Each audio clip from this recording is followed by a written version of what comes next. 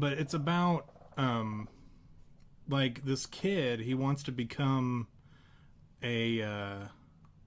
he wants to become like first chair as a drummer or whatever, which I don't know what a lot of this crap means because I was never in the band. Like in a symphony or like Yeah, a what do yeah, they yeah, call it? yeah.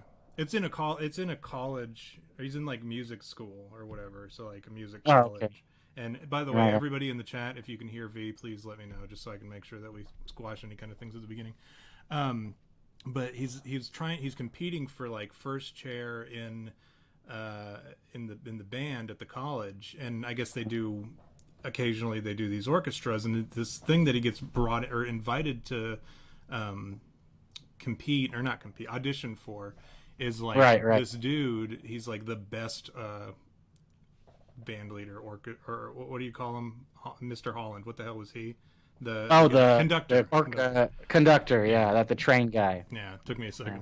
second. But yeah, he's like world renowned. Like he's this big deal. But and you don't like right at the beginning. It seems like a nice guy. Seems like a nice guy. A little intense, but nice guy Hmm. overall. Fucking nightmare. Like for the rest of the movie, you're just like, wow, this dude is a royal dick. And like you know that from the commercials or whatever. It's not like it was a surprise, Yeah. but yeah, it was. I mean, like, and everybody's just so okay with it because they're like, this is going to go great on my resume. This will be a huge opportunity Yeah. for Yeah. me. So they put up with it, and I mean, like, they go through some difficult times, But what is just to participate. what does the title mean? Whiplash. What is it? How I does don't that know. pertain to I don't know. drumming and? I assume it's some kind of terminology for for percussions or music or something. Or I mean, just like the way That's the dude is kind of an asshole, like the way he yeah. yells at you. You know, you're like, you know what I mean? Like so It's quick. giving you whiplash. Yeah, like even as I was watching it, you mentioned having like shell shock or whatever, like or Yeah. like Yeah. having a You PTSD PTSD. episode. I didn't Like, want to watch it because I was afraid I'd get like PTSD from when drill sergeants and supervisors in the army wanted to like yell at me, and I'd be like, "Chill out, dog, chill out." And they're like, "You fucking." I told you this, one time I had a supervisor that yelled at me and like put me at parade rest, right? So I'm standing there, and the whole time he's like poking me in the chest, and I was so angry, and I had to like refrain from like choking him or attacking him that I was like grinding my teeth and like my fists were like sweaty and like clenched as hard as they were, and he kept like yelling at me, and it wasn't even the knife hand, it was like two fingers poking me in the chest as he was yelling at me, and I'm standing like Sergeant First Class here yelling at Sergeant Villalobos, and he's just like, "You piece of shit, blah blah blah blah blah," and I fucking blah blah blah, and I was just like, I was like, "Ugh."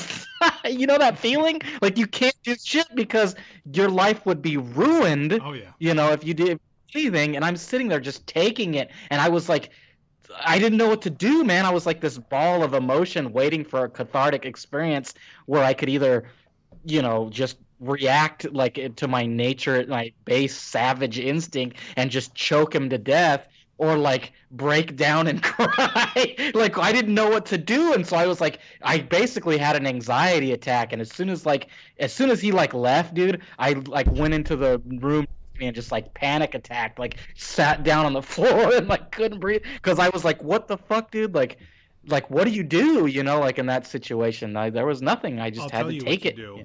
Because someone tried that on me one time. They poked me in the chest, and he outranked me, and I was actually a sergeant first class at the time, and he was a first sergeant, and he poked me in the chest, and I said, if you fucking touch me again, I will roll you up and turn you inside out.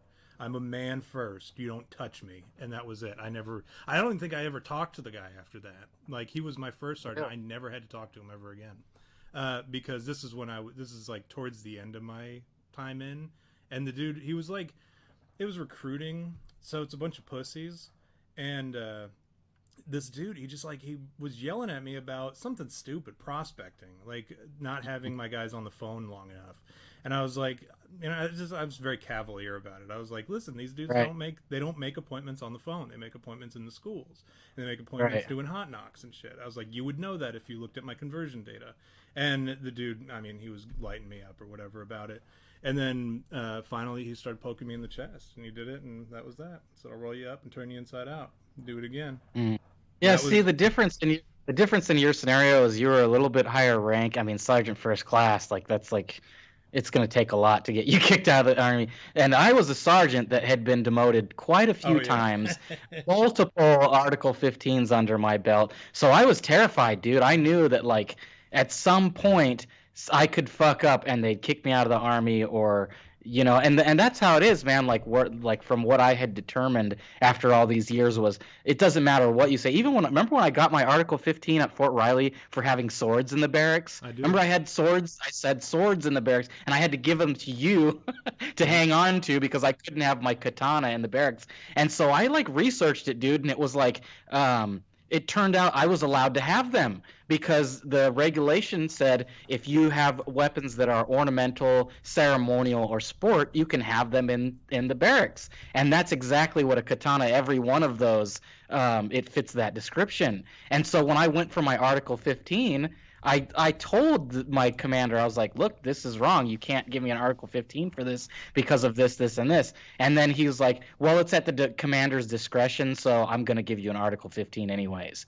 And like that's what it came down to, was like it didn't matter because an Article 15 is at the commander's discretion. Right. So even though the rate said this, the commander can just go. And so at that point, like Private Villalobos, I realized it doesn't matter what I do, because if you piss somebody off, they're going to demote you and do all these things. And like, man, I had enemies from day one, dude, from day one. So by the time I was Sergeant Villalobos, I was like, there's no way that I'm going to rock this boat because everybody was my enemy. You know what I mean? Yeah. No, I get it. The thing about recruiting, and a lot of people don't realize this, a lot of because you remember recruiting, you could go out as an E5, E6, or E7, and a lot of sergeant first classes would show up, or sergeant's first class, excuse me, would show up in recruiting, and they would think that nobody could take their rank. They'd say, "I earned this." And you motherfuckers, it takes an act of Congress to take away my rank, and all that crap.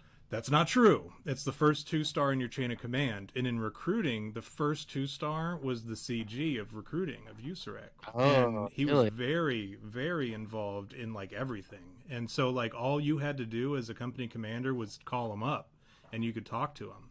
And these E7s, they'd come out thinking that I'll maybe bust down to staff sergeant, but I'll still have my high 3 and I'll be able to retire as an E7. That's not the case. They would take your rank away and then they would kick you out before you could retire. So I mean, they would kick you out for anything and everything in recruiting. So I have no idea how I managed to survive as long as I did without getting in trouble. Probably because I wasn't fucking teenagers, and that's what a lot of those dudes were doing, is they would try to hook up. It's not. I mean, like it's funny because it's not us, but it's those dudes. They would come out to recruiting, and they would all of a sudden, for the last 5 years or whatever, you've been surrounded by a bunch of dudes in a combat arms unit. All of a sudden, you're an infantryman in recruiting, and they're like, "Hey, go to this high school." And there's like a 16-year-old girl throwing herself at you, and you're wearing your dress uniform, and the chicks dig it, and all of a sudden these dudes, they forget. Splooshing all over the place when you walk in. All of a sudden these dudes forget, and then they go. Bro, that happens when you're weren't you at like a TRADOC before? When I was at Fort Leonard Wood, I was a sergeant when I went to Fort Leonard Wood, and that was a TRADOC, and like it blew me away that the way that like the young enlistees, like the private females, would react to me, and I was just like a sergeant, like an E5, and they're just like creaming because of the rank, dude. That's all it is, and it's like I'm a douchebag. I'm nobody. Like, what the fuck, dude? But they're like, oh, sergeant. You could see in their eyes like they would do anything to, pass their PT test. I have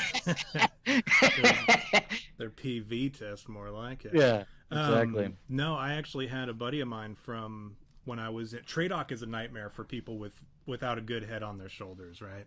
Like TRADOC and USAREC and all those, they're terrible for, which is why you have to get like background checks for USAREC, and like you have to go through all sorts of psychological stuff to try to determine if you're gonna fuck a teenager, and sometimes they slip through the cracks. But no, one of my dudes, he got promoted to sergeant first class when we were in Iraq, and then when we got back, I guess he was a sergeant first class for a while, and then he went and got frocked and became a first sergeant in a basic training company in probably like Fort Jackson or whatever.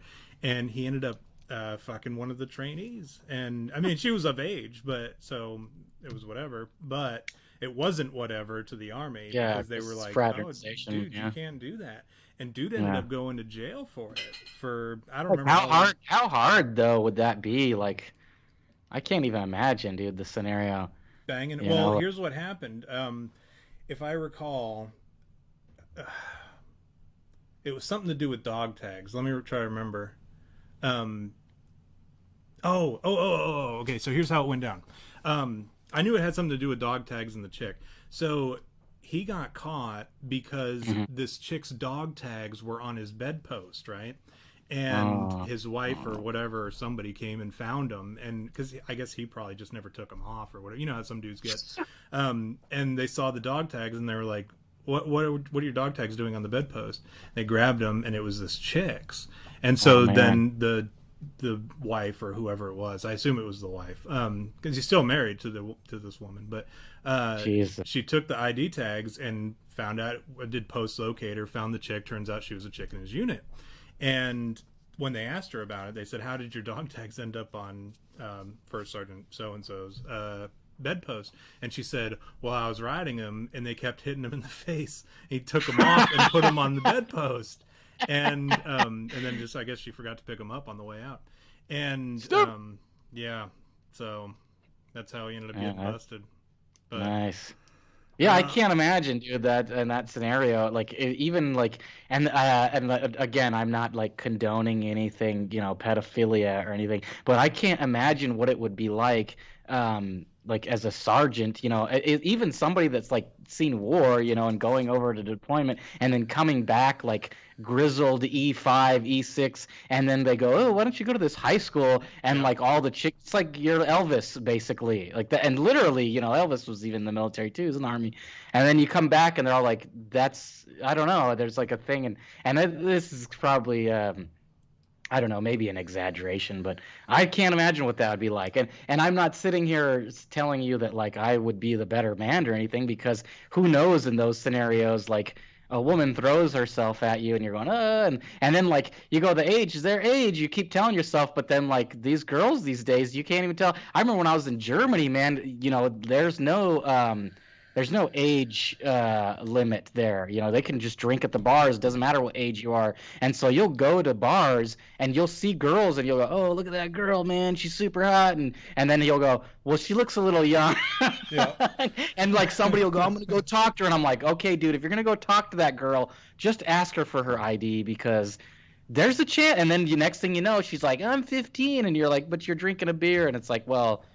And I've known dudes, man, that like they're like, "Fuck it, dude, fuck it," you know, and I'm just like, "What is wrong with you, dude?" Like, so that's why at my older age, I'm like, I prefer like older women. In fact, I'm at this point in my life right now where I'm like, she's got to be like my age, like late 30s, like, and that's attributed to my ex. Well, I say my ex, the ex. Remember when I was dating that actress, the one that was helping us with the Pitfall Paradise stuff, Stephanie? Yeah. She was 10 years younger than me at the time. So I was 34 and she was 24.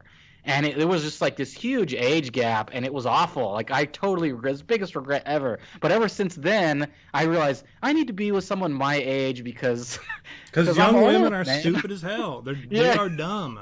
They are dumb as hell. And that's the one thing that, like, I couldn't, when I was in recruiting, I don't know how I got through it, but just because it was a job. I mean, I was pretty good at it.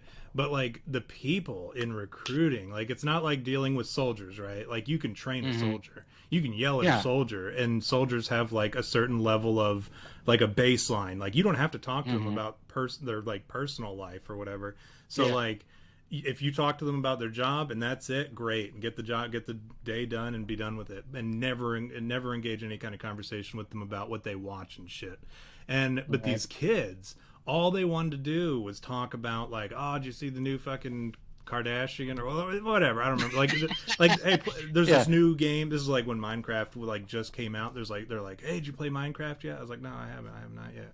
And but that's all they wanted to talk about. And I'm like, dude, I would just love to sit here and talk video games all day long with you, but frankly, all the video games that you guys play are fucking gay, and like I have no interest in the TV programs that you guys watch. If it's not on Adult Swim or like on the Scary TV Show channel, Discover America or whatever, like I don't watch it. Like I'm aware of it, and like what I do watch is because my wife watches 16 and Pregnant or whatever, and so I was like, I know who these people are, so I can kind of talk to you about it, but it's not something that I'm particularly interested in. Yeah, And it's like, and then people are like, oh, I'm aware of Snooki and JWoww, but I'm not gonna watch it. You know what I mean? and that's kind of how it was with every conversation. They want to talk to you about some shit that's going on that was popular to them at the time, and I'm like, I don't participate in that sort of shenanigans. Like I'm here. I just got to talk to you guys about the Army, man. And if you guys don't want to talk about it, then fucking move along, because there's some dude who got a D on his last test who's like, maybe the Army is for me. But yeah, let's do this real quick. Hey, welcome to the chat, Justin, Mike, Megabit, Buzz, and Jay Coop. Buzz, yes, we are doing shows on Wednesday now, just in case you didn't know.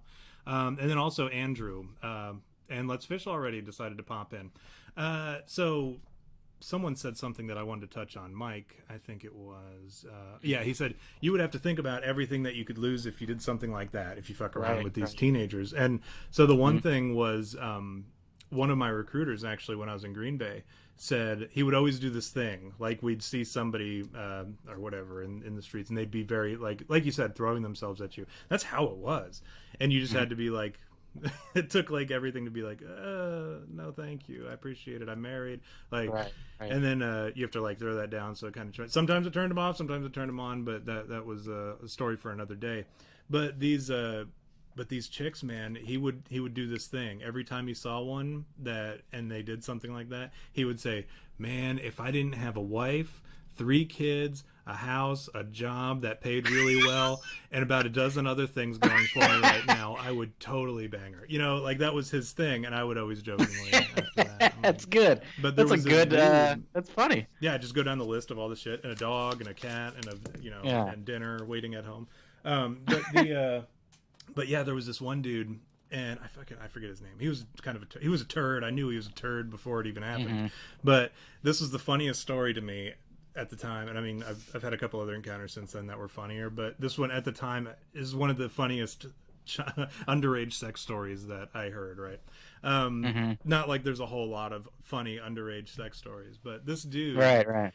He was from Wisconsin, right? I was from Wisconsin, but I didn't go to where I was from. I went to, if Wisconsin, right, is a mitten, I was up here in Green Bay, and I was actually from down here. So this dude was like from the area he was recruiting in, which is a dumb move anyways.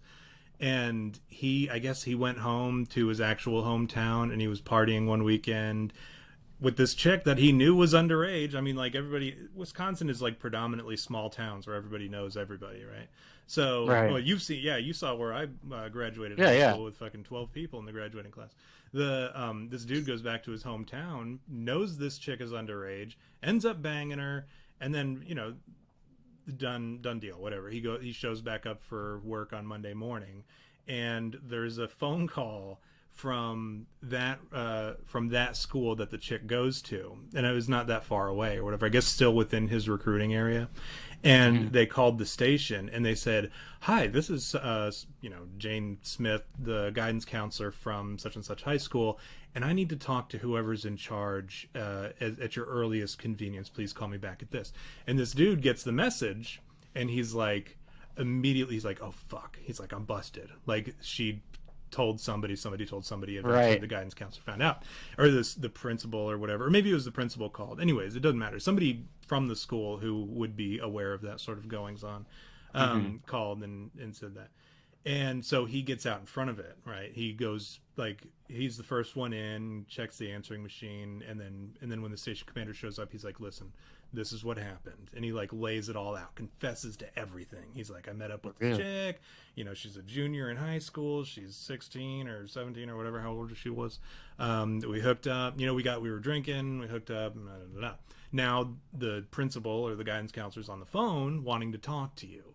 And so the station commander's like, well, I appreciate you telling me we got to bring this up to the first sergeant and commander and whatever. So they called the first sergeant and commander. The first sergeant and commander called the battalion sergeant major and the colonel and all the way up the chain to the CG, to the commanding general of USAREC. And then the station commander calls the school to the principal, because he wanted to get out in front and be like, hey, we've already informed our chain of command. Da, da, da. He calls the principal or the guidance counselor and says, hey, this is Sergeant so-and-so regarding this message that we got from you. We just wanted to let you know that we got it. We already are taking care of it. Da, da, da, da. And they're like, oh, you're going to go ahead and get us the memorandums so that we can have the honor graduate or whatever at the ceremony for the graduation. It was something totally unrelated. It wasn't even.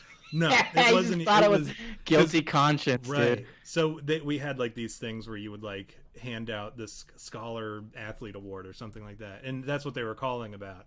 And so this dude fesses up to everything. He dimed himself out, and it wasn't even about that. And I doubt anyone would have ever found out about it, because it's just Wisconsin. People are just like, it's like the most laid back state in the world, and like nobody gives a shit about anything.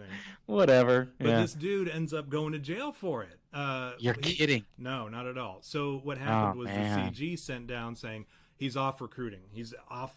He can't be in the recruiting station. He can't be talking to teenagers. He can't be going to schools. He can't be doing any kind of recruiting functions. He's your secretary from now on. Take him up to the company, and he'll report to you every day until this is all sorted out, or until we can process him for a separation or whatever. So anyways, he ends up working at the company for a while the court stuff is going on. He spends like 3 days in jail before he's bailed out. And then he spends like the next 6 or 8 months in court. And just, he's the company driver. He would drive like office supplies to the stations. When we'd call down to the company and be like, hey, can we get like a box of paper? And they'd be like, yep, so-and-so's on his way up. And they would send him with a box of paper or whatever. And that's all he did for this whole time. Wow. Eventually they threw the book at him. They said, all right, well, here's the minimum. I forget what it was. And they charged him with like some aggravated shit, which was like, really? Even the chick was like, no, it was consensual, but yeah, like it's statutory rape, whatever. But they like charged him with some aggravated shit, and he ended up going to jail for a little while. And he had some time served because of his time that he was under supervision by the company. And he ended up getting back out, getting out of jail, and I had totally forgotten he existed by the time he got back out. But he comes back out, he's like, oh, you're assistant station commander up in Green Bay now? And I was like, yeah, dude. And he's like, yep, so jail was pretty fucking weak, man. Yeah, I bet it was. For him especially. And then he ends up getting kicked out of the Army, because that's just how it was. Like, if you got kicked out of recruiting, especially for something like that, they didn't want you. If you fail at recruiting, nobody wanted you in the Army. Yeah. Weak, like what a laid back way to refer to prison. Yeah, jail was pretty weak. I mean, come on, like, guy, that's an under what do you call that? Understatement.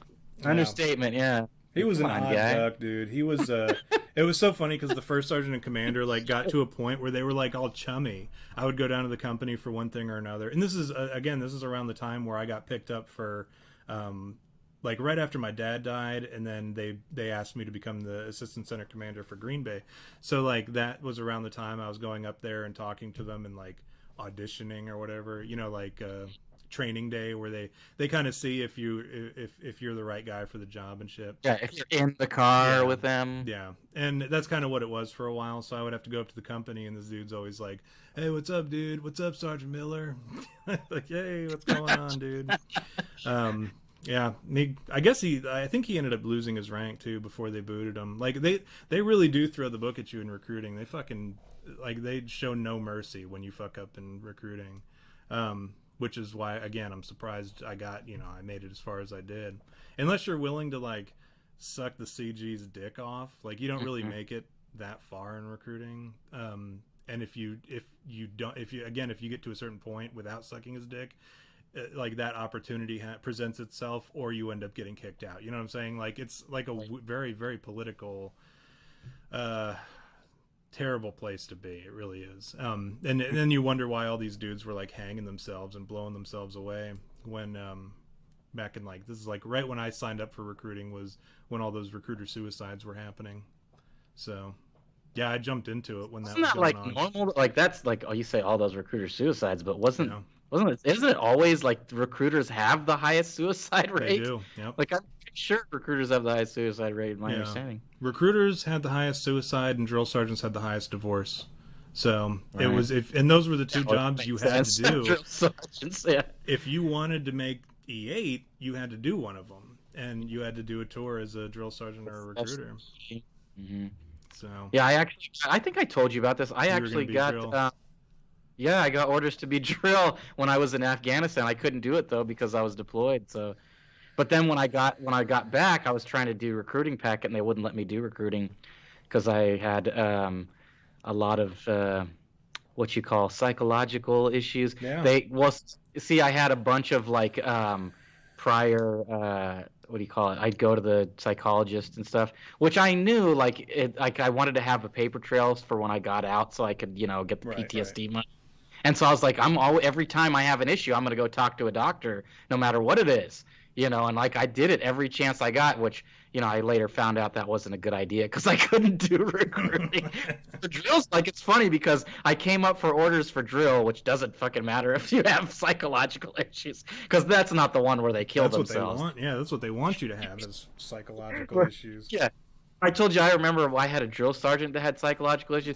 I forget what his name was, the black, but he was like total stereotype cliche. Drill Sergeant Kelly was his name, and he talked like he always, with the cliche stereotypical drill sergeant. But he would always tell us that like the Marines like kicked me out, and then the Army took me, and then he called everyone privates instead of privates, and he'd say like it was funny, man. Everything was like.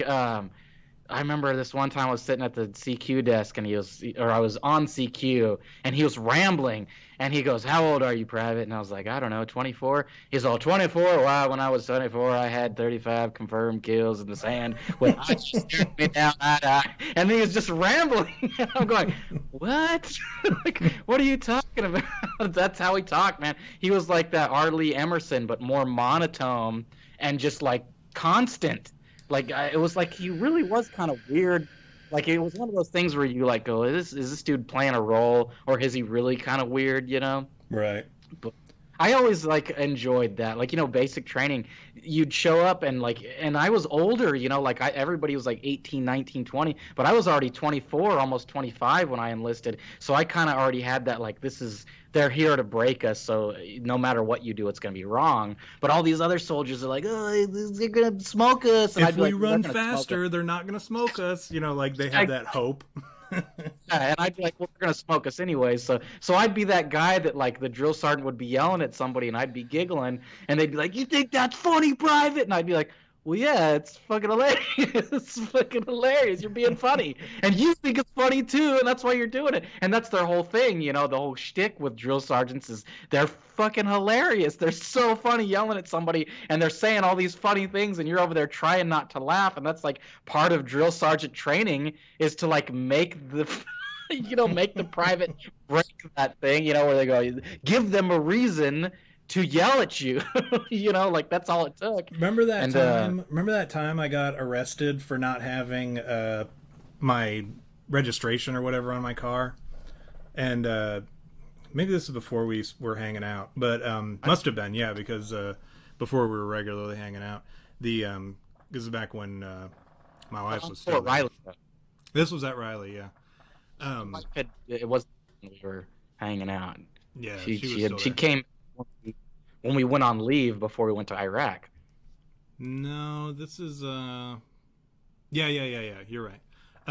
But yeah, I got arrested or whatever for not having my registration, and because it was Texas, right? I had Texas plates, and no, it was the inspection sticker that I didn't have, and I had the registration, and that's what gave it away, because like one said, how like Texas they have that thing where it's like on your windshield or whatever, it shows like what year you got your shit. Oh yeah, I think it's just like the gay boy state or whatever. Yeah, that one. The offend all our Texas listener. But I had the new registration because they would mail that, but you had to get inspected in Texas, which I could not. And so they saw it, and I guess they saw the discrepancy, and they went ahead and they pulled me over to the side of the thing, and they were like, "Hey, you got to have your registration or your inspection is all fucked up. So they cuffed me and like took me to jail. They took me in the paddy wagon or whatever. And I pulled my car around to the other side. Yeah. No, it was just a squad car. That's a hilarious image. I picture you with like that striped shirt. Right. I think they got a ball and chain attached to you. That's pretty much how it went down, except for it was a squad car. And then they ended up bringing me into jail, and I sat in the drunk tank with some other fucking guy who was like speeding. Like I was like, "What are you in for?" And I'd always joked that like if I ever went to jail, I would, no matter what I was in for, I would tell them I was in for murder if anyone asked. And this dude, he was sitting there next to me, and he's like, "So," I said, "What are you in for?" And he goes, "I was doing like 50 or 60 in a school zone." And I was like, all right. And he's like, "Well, what are you in for?" And I said, "Murder." Like straight face and everything. And then the dude, like, and then I like leaned my head back and I was resting my eyes for a minute. I opened my eyes. He was across the room. And so and then he got released or whatever. And like jail in the Army is like not real because like your supervisor can just come pick you up. And so one of my supervisors, I forget who it was. It wasn't even my supervisor. He was just one of the dudes in the platoon.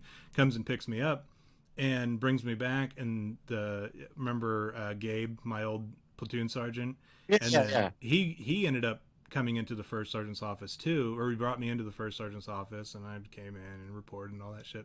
And then the first sergeant's like chewing me out. It's that dude that had the lisp or like the funny get off the freaking glass. And he's chewing me out, like really laying into me about this whole situation. I'm like, and again, I'm like totally oblivious. Get off the. It's so funny because I remember that guy. Yeah. Get off the freaking glass.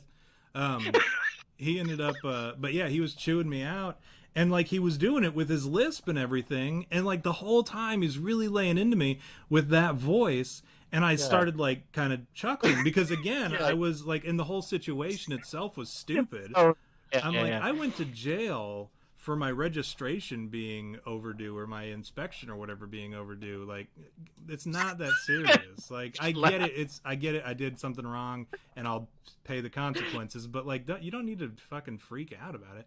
But this dude's really like screaming at me, and I smirk or chuckle or something. He says, "You think this is freaking funny?" And like.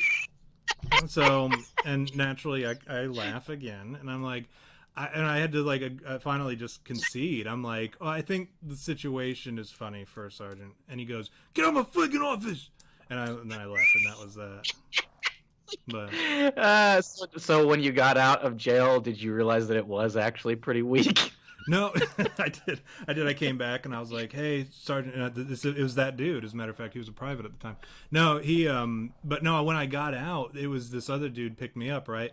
And as soon as the door opened, I had been in there for maybe 2 hours, maybe.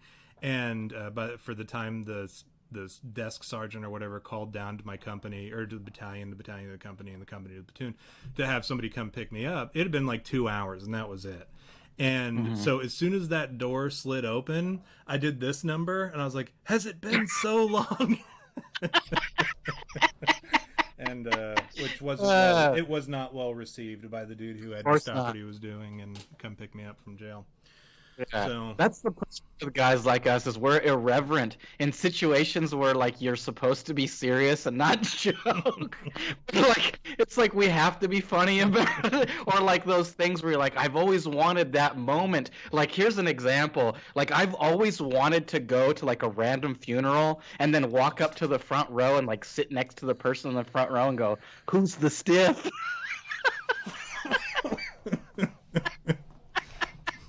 I thought you were gonna say. I thought you were gonna do the thing like on Wedding Crashers when they crash the funeral, and he's like, "Damn you, Roger! Damn you! Damn it! Damn you! Damn you, Roger!" I will say something like that in a situation where I know everybody would like look at you, you know, like, "What is wrong with you?" Like with that glare, like, "Holy shit, did he just say that?" But that's the type of people that we are. We're irreverent, right? Like.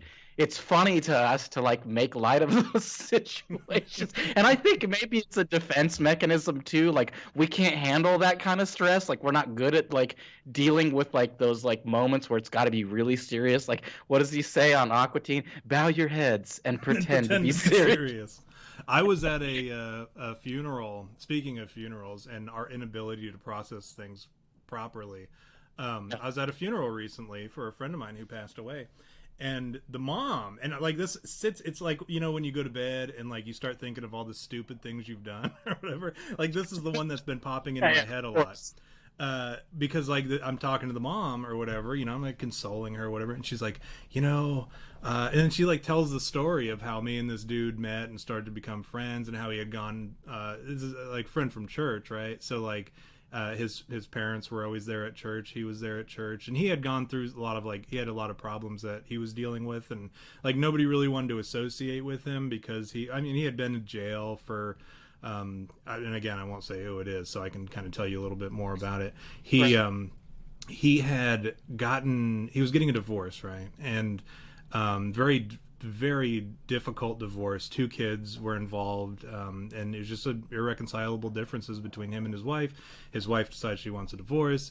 She tells him to pack his bags and shit, and I guess he leaves and he's staying with his parents. He goes out and he just starts drinking, right? And like all good decisions, they start with, well, then he goes out and he starts drinking. And then he's driving home, and in his depression and his drunken state, he ends up like hitting this lady on the highway doing who knows how fast, enough to where she like starts flipping and rolls down this hill and has to be medevaced out of there. And she had all sorts. She got medevaced up to the tri-state, well, the Cincinnati UC or whatever, like the main college hospital campus area, and she had to be like, it was this big ordeal, like she almost didn't make it, and I don't even know if she made it, frankly. But he only spent like 6 or 8 months or whatever in jail, and when I was talking to him, you know, like how some guys would be like, I totally got off fucking easy because I only got this amount of time. He was like, I should have done more. He said, Frank, he's like, I don't know how I ended up with only this amount of time. He's like, I have no idea why I didn't get more. And he's like, I definitely deserved it. But I mean, he was like the best redemption story ever. I mean, he had gone through all this crazy stuff or whatever. And so he didn't have a lot of friends, and he was going through tough times, and I was always like the guy who I would go up and talk to him. And at one point he's like, I need to quit smoking because my kids yell at me for smoking or whatever. I was like, I know how gay it is, but like, have you ever like tried vaping? And he's like, no, it's too expensive, right? It's too expensive to get into because of all the fucking mods and tanks and shit. And I said, I have like an extra mod that like I upgraded to a new one. I was like, you can use it, you can try it, and if you don't like it, then throw it away or whatever. But at least you can start off and see if you like it or whatever. So I get him all the shit, give it to him, and give him like a new mouthpiece and all the stuff. Give him everything that he needs to get started. And I'm like, all you have to do is go buy a flavor. And he's like, oh, really? Cool. All right. So he quit smoking by doing that. So he was all stoked about that. Yeah, and like he and I, you know, we ended up becoming friends over a couple of years or whatever like that. But his mom comes up to me at the funeral, or I guess I go up to her to like talk to her and console her and, you know, express my sorrow and all that.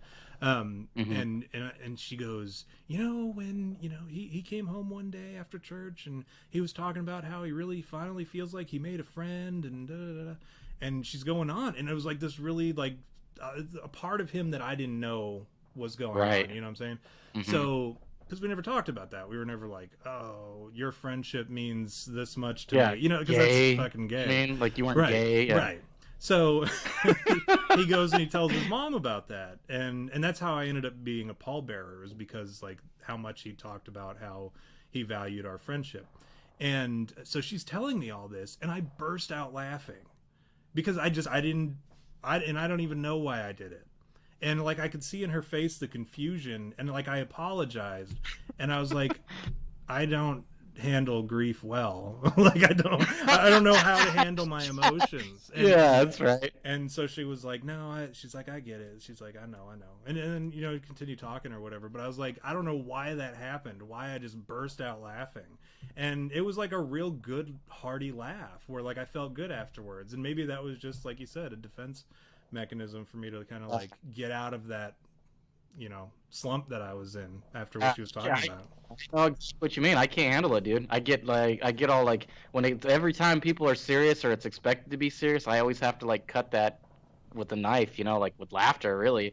It's too hard for me to be serious. Like, I can't do it. In any situation or any scenario where that's like forced upon you, where it's like, come on, like, this is serious. That's when somebody says like this, like remember when Matt Squatch came on? It's like this, we have to take this seriously. That like made me want to be even more funny because I can't in that situation be serious. Even more so because it's Matt Squatch, you know. Yeah, because once somebody tells you to be serious, there's just no way. Like, and it's the same thing. Any kind of like somber situation like that, what's the first thing you want to do? Like, you want to fuck with somebody because you want them to laugh and you want them to get in trouble. I mean, I used to do that to James all the time. It's when you're a kid and like you're giggling with your best friend and you're like, no, be serious, chill out, and then you're still giggling like it's even funnier, right? Like it's even funnier. You're just like hee, and like you're laughing so hard. And it's like impossible to be serious. I think that's and not to get too profound on you, but I think there's some purity in that, in like being able to find humor in all things. Because isn't that like, that's kind of like what makes life good, is like happiness. I think if you equate laughter with happiness and you're laughing all the time, then you probably are pretty happy. I want to say, I mean, that to me is like a default. It has to be, you know. And so, and that's, I guess, to shift into that, like that's kind of how I want to live, is like just always laugh. And I can't be around people that aren't funny. And we've talked about this before, where I'm like hanging out with someone and I'm just like, this person they're not interesting. And it's not even that they're not interesting, it's just like they're boring. Or have you ever been around somebody that like you're making all these jokes and they have no response to them whatsoever, and you're thinking to yourself like, man, that was funny, like how can you not? And they're just like, or you say something really funny and you're like, come on, man, like, or you have to repeat it. And like, here's something that's even more funny, is when you have to explain your joke, like that makes a joke even more funny too. Is when you go, see, because blah blah blah, that's what's funny, like, get it? And they're like, no. I think that makes it more funny, to be honest. I think having to talk about your joke when it's already funny to you is so hard for me. Like, whenever I try to describe something that's funny, or like if I already thought a joke was super funny and I try to describe it to somebody and I can't stop laughing, like that makes it funnier to me, and it creates a spiral. Yeah. And then no, I'm totally into it. Yeah, so where are we at here we gotta do the shot. Oh, we haven't done that yet? No, we haven't. I had something real quick interesting to have. It's hilarious, but I was thinking about it while we were talking. I've been on this I don't know. I don't know if I told you about this, but I've been doing this thing. It's called intermittent fasting. Can you like explain it? Take your time. So I'm doing this intermittent fasting thing, and it turns out that after you lose weight, you don't fit into any of your clothes anymore. Like it's insane, dude. Like I don't fit into my clothes anymore, and so I've had to like start kind of like buying new clothes. And here's even what's more funny, is that like I'm fitting into clothes that I fit into the army. Like I'm almost at the 40 pounds. Like I've almost lost 40 pounds, which is like huge. Like literally, it's huge, right? Like I went from being huge to, get it? Yeah. But like, yes. Yeah. So now I'm down to like, 156, I think is what I'm at now. I'm 156. And so like I had to like go shopping and kind of like do some online shopping. And like I found this jacket that I love. I fucking love it, dude. It's like my favorite jacket ever. It's this Ralph Lauren it's like a raincoat, but it's not like a raincoat. It's like the only way I can describe it to you is by telling you how I found it. I was watching Sneaky Pete with my boy Giovanni Ribisi. Great fucking TV show. If you want to watch that, I highly recommend it. Sneaky Pete. But he's got this jacket on there, and every time I'd see it, I'd be like, man, that jacket is fucking awesome. I want that jacket. So finally I gave in and scoured the internet, like, who knows what this jacket is, and does anybody know? And like even after I went through like attempts of like finding a jacket that's similar to, like, I bought a jacket on Amazon that I thought was the same, and when I got it, it was not at all the same, and I was like, oh, this jacket is terrible. It had like shoulder pads and it was wool and it was just hideous. And so I returned it, right? And then finally, like, yeah, shoulder pads. I mean, come on, dude. What is this, the 1980s? Dude. And so finally I find it. It's this Ralph Lauren jacket, and it's amazing. It's like my favorite jacket in my entire life, right? Like I love it. And And so it's a little big, right? So I keep having to go get like smaller sizes, and finally I'm at the point where I'm at the smallest size that I can wear because I've lost so much weight. So that, which is great. Like that's the good news, is I finally get this jacket. So then I like decide, well, I'll start buying like some other clothes, right? And I want to get like new shoes. Like all I've got is like all I've been wearing, to tell you the truth, is like what I call stretchy pants, but they're not stretchy pants. They're like, I guess, track suits. I'm really into track suits because like when you're losing weight, you can kind of adjust the size of Oh, it, sure. you know? Yeah, and so that's what I've been kind of wearing. So I'm wearing that and like running shoes all the time, and I realized I either look like a friggin' mook, like all I need is like a gold chain, in the middle of my tracksuit, or I look like a lazy person that's just always in, like that guy that wears active wear but is not actually Yeah, active, that's me. like That's either. me. I wear sweatpants all the time. Like for the last 5 years, I've worn nothing but sweatpants.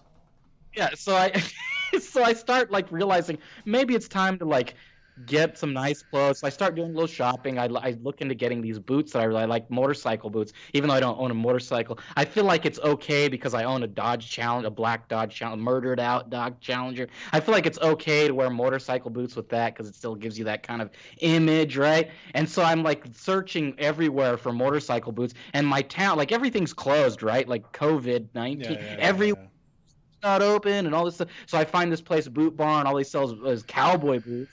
And I'm like driving all over town looking for boots. And finally I find this place. It's like a motorcycle place, like street bikes. And they have motorcycle. I call them up. I go, do you have motorcycle boots? Blah, blah, blah. They go, yeah, come on down. So I go down there, and like their boots are ridiculous. Um, it's like they look like snowboard shoes, basically, like gigantic. Like they're not like the kind of like buckles and zippers Harley Davidson motorcycle boots that I'm looking for. And I'm like, this isn't at all. So I'm telling the guy, I go, you guys you don't know where I can find like Harley type boots. I've been looking everywhere. This town, everything's closed down. And the guy behind the counter, he's like, you know what, give me a sec. And then like he doesn't like tell me what he's doing. He just starts dialing on his phone, and then he's like sitting there quietly, like waiting for the phone, like someone to answer. And I'm sitting like, what, dude? Like I'm in suspense. Like, what is it that I'm waiting for? And then he hangs up the phone. He goes, oh, dude, I was gonna ask my dad. He rides a Harley and blah blah blah blah. And then he goes, let me give you my number, and if he calls me back, I'll call you, or you call me. And I was like, what? And so of course I'm just going, okay, whatever. At this point, I'm like, whatever. And so he writes down his phone number on this little notepad and then hands it to me. And he goes, here's my number. Like, call me. And I'm like, all right, dude. Yeah, whatever. And so I walk away, and like literally like 2 feet away from, I ball it up and throw it on the ground and go, Oh. ah. After he gives me his phone number, and I'm like, yeah, I'm not gonna do that. Like I just kind of like humored him, and I realized that after I walked away, I realized, oh, it was probably kind of a dick mood, but whatever. So like, so I finally found the boots that I wanted. By the way, they're called Milwaukee Afterburners, but they're motorcycle boots, and they have like the zippers and the buckles. So they have like the cool look for you. Well, thank Your God that situation resolved itself. the that those and then I guess my point is this, is that is the biggest issue in my life, right? Like my life is good. I don't have complaints, but the biggest issue in my life was like finding a pair of shoes and a jacket that fit. Like that's like, that means my life is good, right? Because I don't have anything really normal to complain. I'm not going, oh, I gotta really kick this, crack habit or whatever. Nothing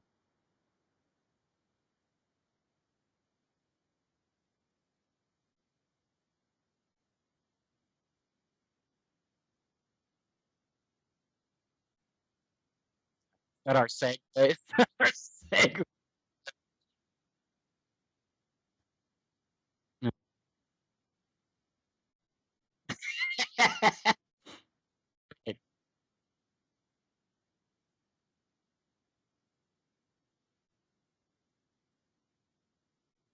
Yeah. Yeah, all right. Yeah. Fucking A. Yeah, there you go. Prison. Oh man, I had the thing off, so I get to do my joke all over again.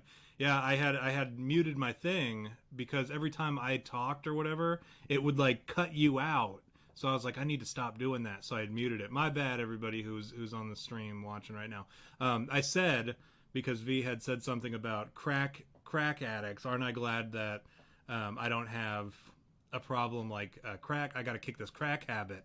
And my joke was, yeah, well, isn't it great to live in America and not Africa? But then I realized a better way of doing this would be to segue into our topic tonight, which is about crack addicts, and not necessarily crack addicts, but the people who raise crack addicts, right? And then also on top of that, the joke landed a lot better the first time I did it. So go ahead and guys just merge V's laughter that he did when I was muted and like put that on top of what I said. But then we're also doing the shot here. Sorry guys. First of all, I'm not a boomer. I'm still within that. Like I'm in between Gen X and Millennial. So I'm the Zennial generation. That's what we are. We are the Zennials. Mm-hmm. So, to V's boots is what we're cheersing to, and to not banging teenagers and ending up also in a weak prison cell.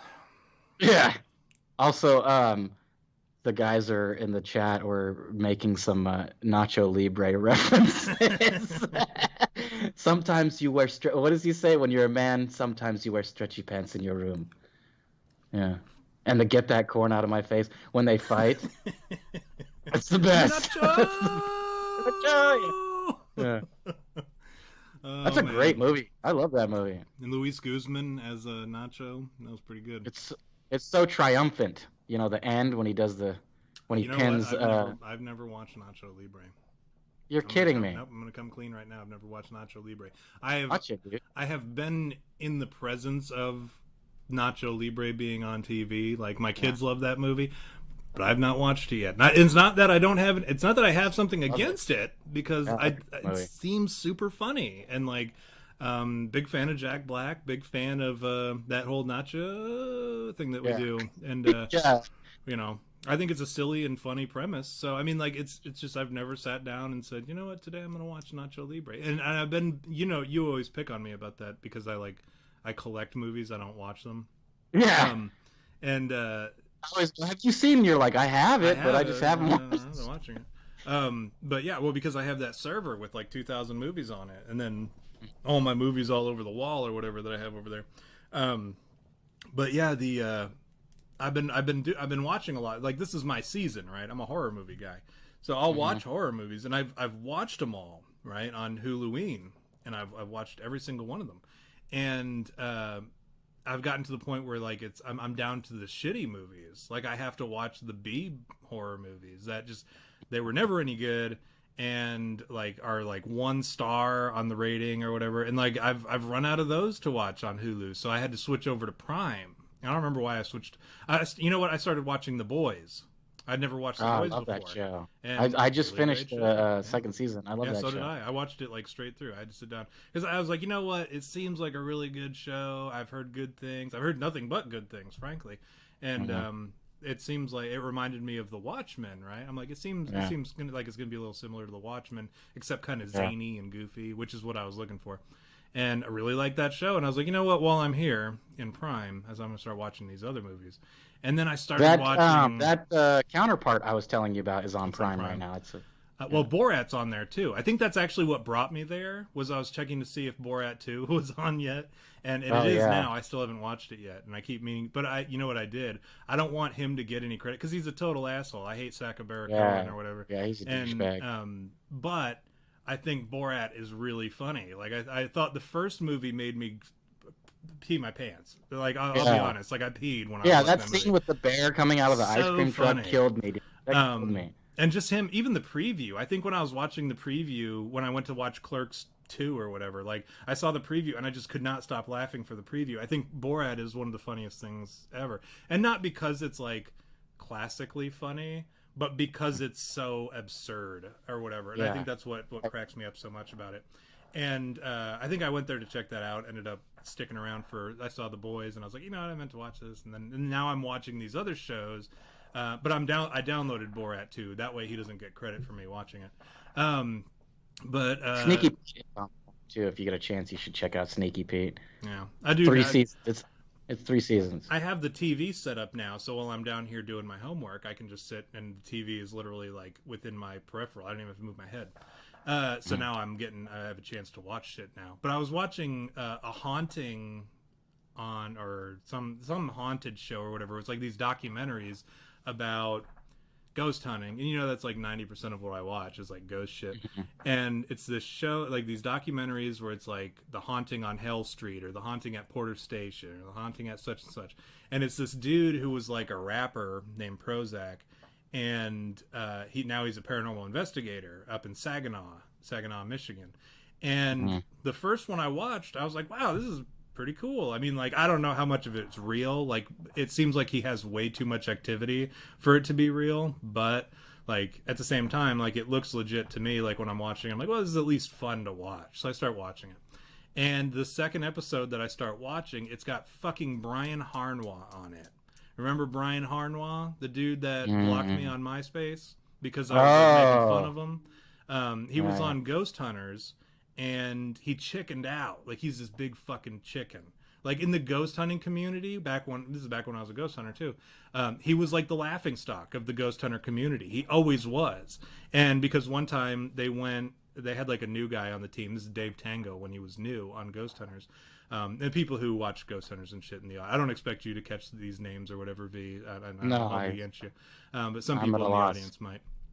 Dave Tango or whatever, he was brand new to the team on Ghost Hunters, and he was like shadowing Brian Harnois, which I knew was a mistake right off the bat. But they're in this environment, and all of a sudden this ghost, they see something in the distance, and then it like charges them, and he goes, dude, run! And he grabs Tango, and they both beat it out of there.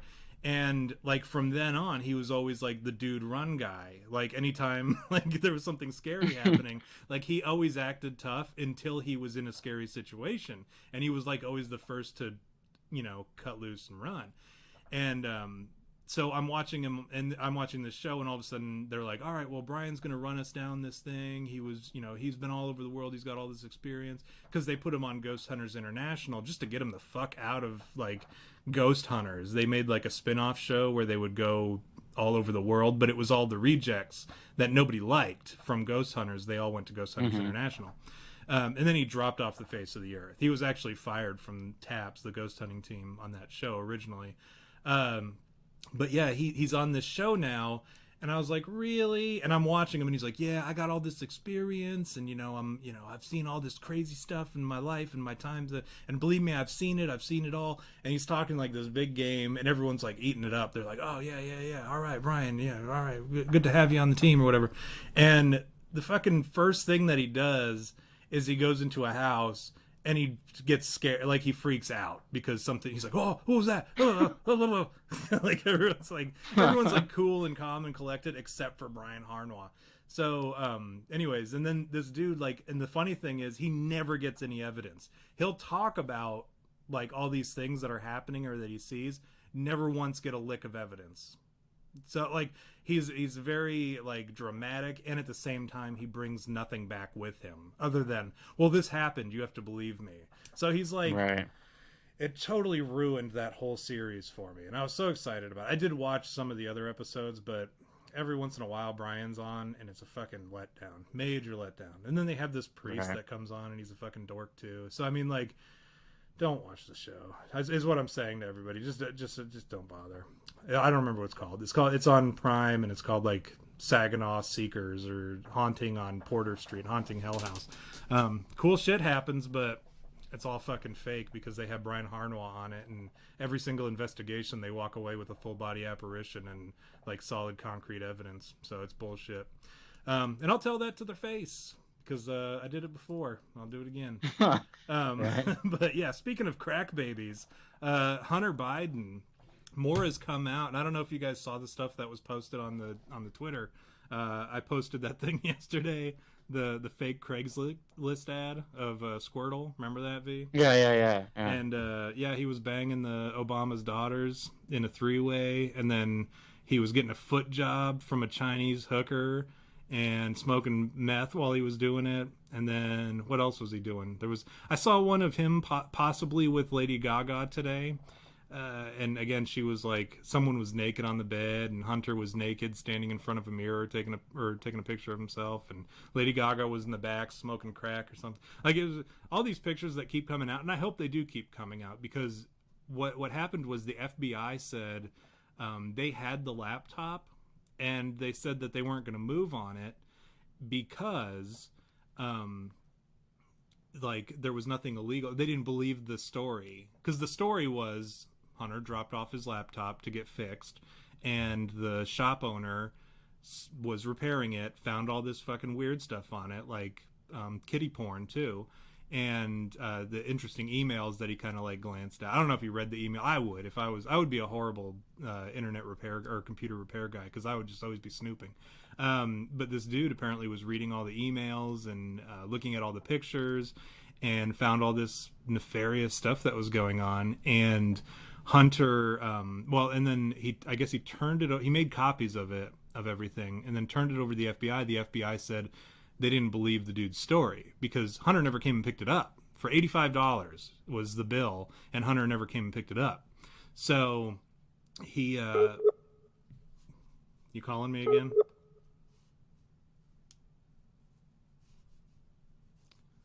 Are you there? Are you there, V? All right.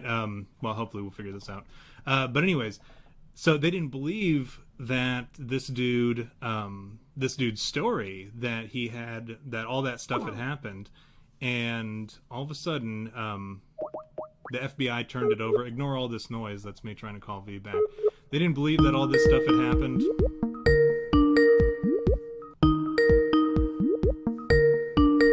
Stand by.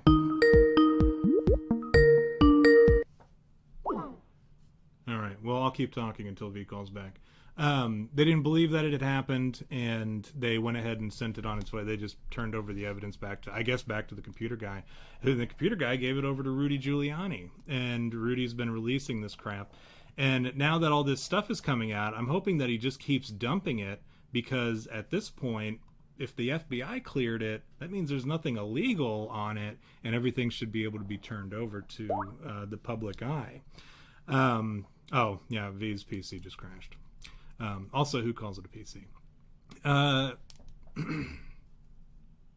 85 buys a lot of rock, I guess, and pay no attention to the noise behind the man. Please don't. So, all this has happened, and this is what has been called the laptop from hell. And what they've been, all this stuff that keeps releasing every day, it seems like we get a new picture. And a lot of this stuff is actually coming from China, too. You see, like, how all these pictures have the little logo from the Chinese... All right, ignoring that. From this Chinese website and TV program, whatever it is, that they apparently have had all these pictures and all this information and these emails and stuff as blackmail, so that they could kind of... once he's back in power, because he hasn't been in power since, 2016 was the last time he was able to actually get anything done, when Biden was still the vice president. And so they're hoping that Biden gets back into office so that they can manipulate Hunter, or work through Hunter, to get back to Biden. Big Biden, big guy, the big guy, which was one of the emails. Can you hear us now, V?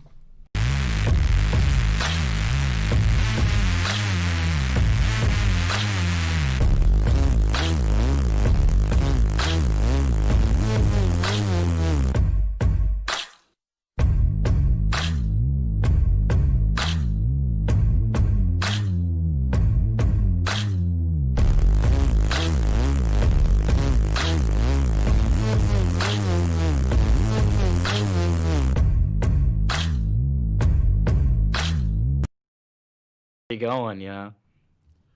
Yeah, we're doing pretty good. So anyways, we're back live. We can give it a couple minutes and let the other 2 or 3 people who were watching get back. But see your screen again, by the way. Oh yeah, my bad. I keep forgetting to set it up for you. Here you go. All right. Sorry about that, guys. Those of you that are in the chat already. I don't know what happened. My computer just crashed, so some weird JRAB issue. Probably the FBI too, or it could be the FBI. You know, they're just going, "No way, turn not allowed to talk about shit anymore. I know your ass isn't going to talk about Hunter Biden again. You guys talked about him last week, and we gave you a free pass last time. It wasn't last week; it was 2 weeks ago because I was a slacker, and I said I didn't want to do it. That was ago. But yeah, what were we talking about? Hunter Biden, Joe Biden. Yeah, so I do have to preface this because of the whole corn pop thing. A lot of people didn't know, what the whole deal was with corn pop, and you're gonna be excited. I did like a lot of research on this one because, and it didn't take a whole lot of doing to make it happen. Like, honestly, all I did was I typed in some shit like I knew where to get the corn pop story. Yeah, can you guys hear V, by the way? Just making sure. Mm-hmm.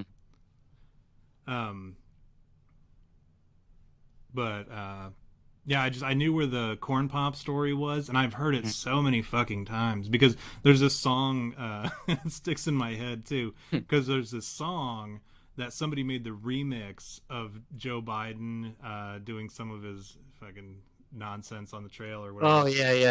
And I always listen to that because it's a funny song and it's a catchy song, and he talks about corn pop was a bad dude and he runs with a lot of bad boys. And so that part always stuck in my head. And I'm like, man, who the fuck is this corn pop dude? So that's kind of where that whole... And I was actually one of our friends of the show. And you know what? I'm going to give him a proper shout out because, he's been a friend of the show for a hot minute. And he actually does... he does a lot of music. He was actually very popular recently with... He released a song about throwing pedophiles in a wood chipper, so he was a good dude. Prime Minister of Bone Salad is his current display name, and his is Acid Raposy. Acid Raposy. Anyways, it's ACID ROPOSY. So find him on Twitter. He's a good dude. He does some funny music, and he posts some funny stuff. And he was also the one who recommended... I don't remember how it happened, but we got to talking about corn pop, and he said, that's an episode for you right there. You had me at corn pop.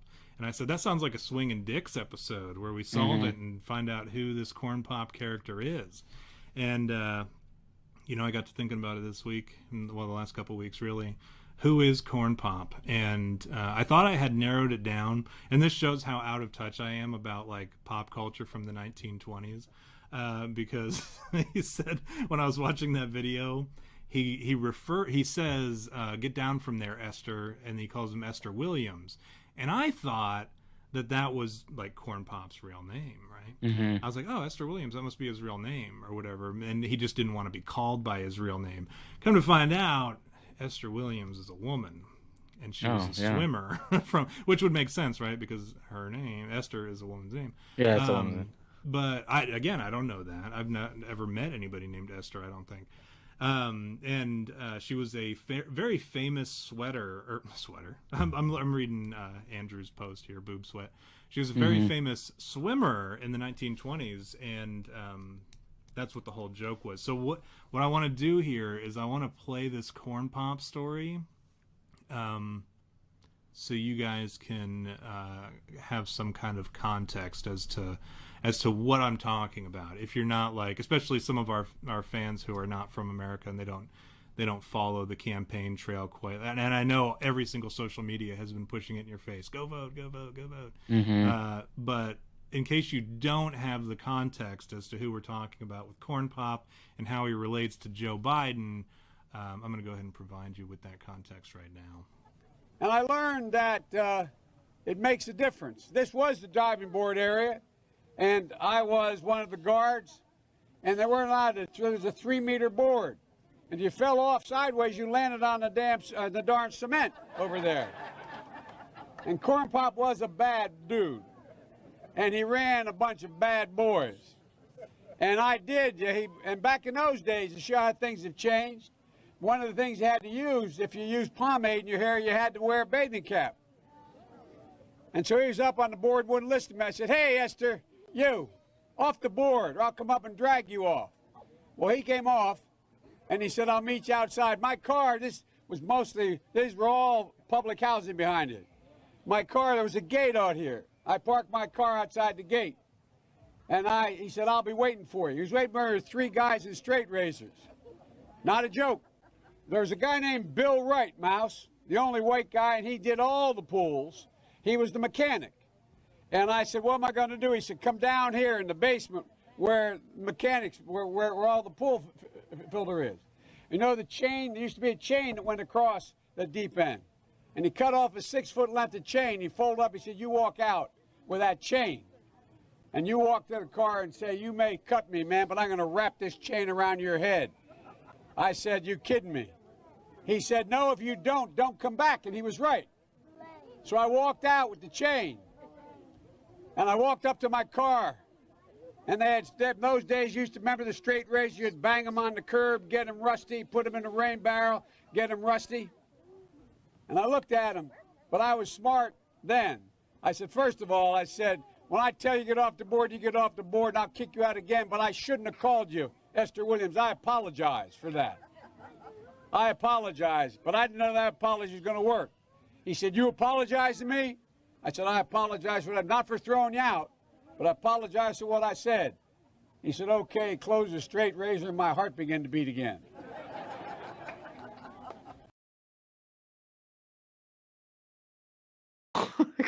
Like, while we're here, first of all, please. did you notice that his top button is like super unbuttoned? Like he's not wearing an undershirt, clearly, and you could see like chest.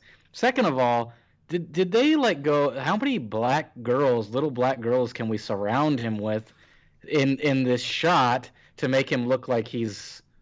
And then third of all, the whole scenario of telling about corn pop seems like something that he brought up because he thought he would relate it to like black people. Doesn't that seem like a little... Yeah. No, like I stuff agree with kinda... every single thing that you just said there. And him even talking about... Well, first of all, I don't believe a word that he said, except that maybe he was a lifeguard and that maybe somebody was on the diving board one time. Yeah. Like, maybe I can believe some of the more plausible things about that. But, like, 1950s roving street gangs with straight razors... named Corn Pop and like a bunch of bad boys that he's running or whatever. Yeah, it's like he like took a scene from Grease and was like, this actually happened to me. Yeah, so this is the story of how the harrowing tale of fucking Corn Pop and how I almost got, shanked outside the pool in Delaware. And like, yeah, surrounded by all the little black girls or whatever. This is the same situation, and I know you've heard this one before. This is the same speech that he gives where he's talking about how kids would come up to him when he had his feet in the pool and like he had blonde hair on his legs and they would like rub his leg hair down and then watch it float back up or whatever and stand straight up. And then he says this, and this is an exact quote. He says, and I learned a lot about kids jumping up and down on my lap. And I love kids jumping up and down on my lap. Was actually his actual quote. Yeah, it was a very weird. The whole situation was just very, very weird, and the corn pop that's bizarre stuff didn't help like at all. So this corn pop is apparently a real person, likely still alive if he even existed at all. But he'd be. Can you imagine like if Corn Pop came forward now and he's like, I'm the guy, I'm Corn Pop. Probably and he's like, I'm not. My name wasn't actually Corn Pop. It was like something much more hardcore. It was like Jerome the Knife Jackson or something. Like something that you could brag about. He's like, nobody ever called me Corn Pop. He called me Esther Williams one time, but. Yeah, like that whole situation just reeks of fabrication, and he probably told it because to show how out of touch he really is, and he does it a number of times through there. It's like he's trying to talk to black people about his encounters with black people in the whatever it was. Frankly I don't know. Probably the 50s. I would assume, but. Talking to black people about his encounters with black people, and the one story that he brings up is one where black people tried to stab him. It's like incredibly racist no matter how you look at it. And then he calls him Corn Pop, which again goes further to like make it obviously like so out of touch. He could have said anything else. He could have called him Snake, or who knows, like any number of things. But I was telling my dad about this Joe Biden. The thing, okay, when he's pitching the crime bill, I think to Congress, right? Was he pitching it to Congress, right? And he's going on, and he keeps saying these people. And like, if you watch the video, you're like, this dude is a racist. Like big, like even somebody to I know, like you can say to me, you can go, look, you're probably a little racist, and I'm going to say, yeah, I'm probably a little racist. I'm not going to sit here and deny and go, I'm not a racist. No, I mean, I kind of like understand stereotypes, and I go, look, that's a thing. It exists. We can't deny that, this is the way it is, that the stereotypes exist because people perpetuate them. And I'll admit that. I'll be the first to admit I'm a little racist, and I can't deny that. But like, as somebody who is a racist, it's easier for me to recognize things that are like just blatantly racist, like overtly racist. Yeah, you know what I mean? Like saying these people when you're talking about a crime bill, you're specifying somebody when you say that. What do you mean, criminals, Joe? Well, no, I meant like they cut off his mic. No, actually, Megabit says his real name is Cornelius Papadopoulos. That's a good one.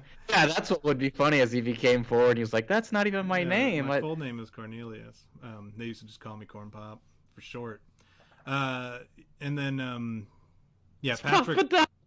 Patrick O'Floyne says, "I've never hated someone with dementia as much as I hate Biden." But yeah, there's no denying that dude has dementia. Like you can ignore it, and like that's what blows my mind. It's like it's funny. Like even when you talk to Democrats and you go, "Well, you guys have Biden," and they're like, "Well, what are we supposed to do?" Like what? Vote they don't for even somebody else. You guys had a primary, You guys, and that was like everybody's argument was like, "Oh, well, clearly the Republicans are." They're sexist. They're, America's not ready for a female president. They're not ready for a black president, or like a whatever Indian president, I guess is what whatever it is that she needs her to be, or whatever. And then you're like, well, you realize Republicans and independents weren't voting in the Democrat primaries. That's how it works. We don't vote in that. So Democrats aren't ready for a female candidate. I picked a white Irish dude for your freaking an old white Irish dude, a wealthy, rich Irish or wealthy old Irish dude. Anyways, but he, I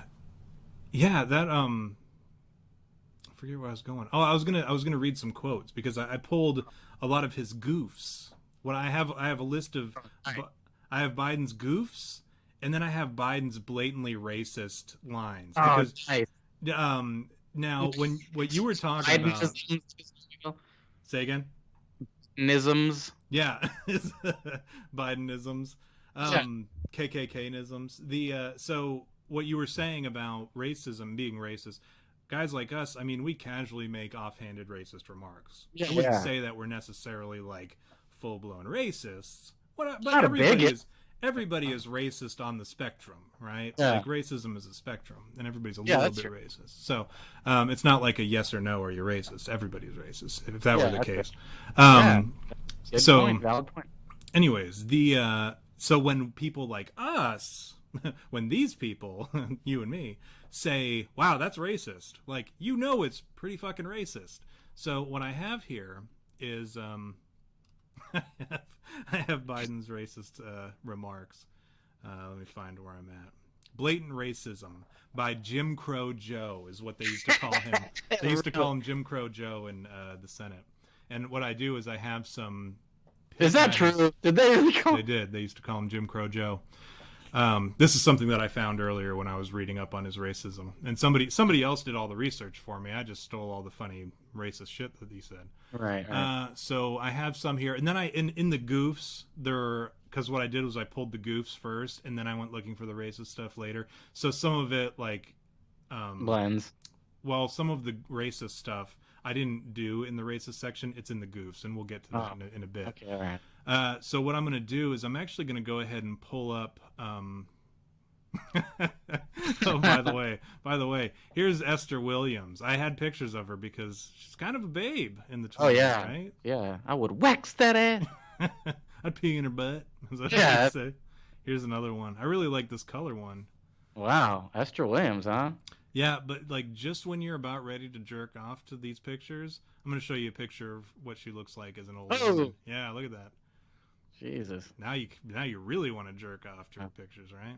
Yeah, that's the worst. It's the worst when you're whacking off and then all of a sudden like something weird pops in your head and you're like, no, don't think about that. Yeah, Not right now. I hope that you think of Esther Williams like at the last moment, like pre-E-Jack. I hope you get this image in your head. Look at that. She looks like, you know who she looks like? She looks like Donald Trump pretending, like dressing up, pretending to be his own mother. Yeah. She looks like George Burns or something. She just needs like a big cigar and like some giant glasses. She looks like she's like halfway into a situation in which she's melting. You know what I mean? It's funny that her smile isn't actually a smile. It's kind of like straight across. It's like she's not really smiling. She's just showing her teeth, you know? Little known fact is this picture was taken as she was actively having a stroke. Yeah, that's what it looks like. Her lipstick looks a little smeared too. It looks like she couldn't get it on. Well, I guess that's what happens when you're really old. You shake a lot, so when you try to put on lipstick, it's you're gonna have some out of the line. You know, when you're coloring, you gotta stay in the line, sort of a thing. Yeah, she's got two people's elbows. Yeah, she definitely has two people's elbows. She's like, you know what I used to do? You know what I used to do when I was younger? And people would be like, what did you... She go, it doesn't matter what I used to do when I was younger. The answer was swimming. If they didn't know, she was a swimmer. Anyways, let's switch over to this picture here. I've got some funny pictures of the Democrats' champion that they elected to run as their candidate. And I'm going to have these pictures kind of like change as I'm going through these racist comments, if you guys don't mind. Is this the one where he was yelling at that guy who called him out? Like, what did he say? It was like the construction worker guy. Oh, he says, I don't work for the middle class or something. Yeah. Like, I don't work for the middle class. Fucking Joe Biden. He's such a bold character. So he says, remember, this is the one when he was talking. I'll try to give context where I can. This is when he was talking to a black interviewer who said something about, hey, Joe, are you going to take this test? Are you going to take a cognitive test or whatever to determine your cognitive abilities and that you don't have dementia and all this bullcrap? And Joe, in his infinite wisdom, says, no, I haven't taken a test. Why the hell would I take a test? Come on, man. That's like saying before you got into this program, you're taking a test whether you're taking cocaine or not. What do you think, huh? Are you a junkie? Says this black guy. Yeah, what the hell? Yeah, this was actually that video is still available, and you can tell like the interviewer, he was very put off by the comment, to say the least. So we'll go to the next one. Here you go. Here's your champion. This oddball. He looks like Robert Byrd pretending to be Joe Biden.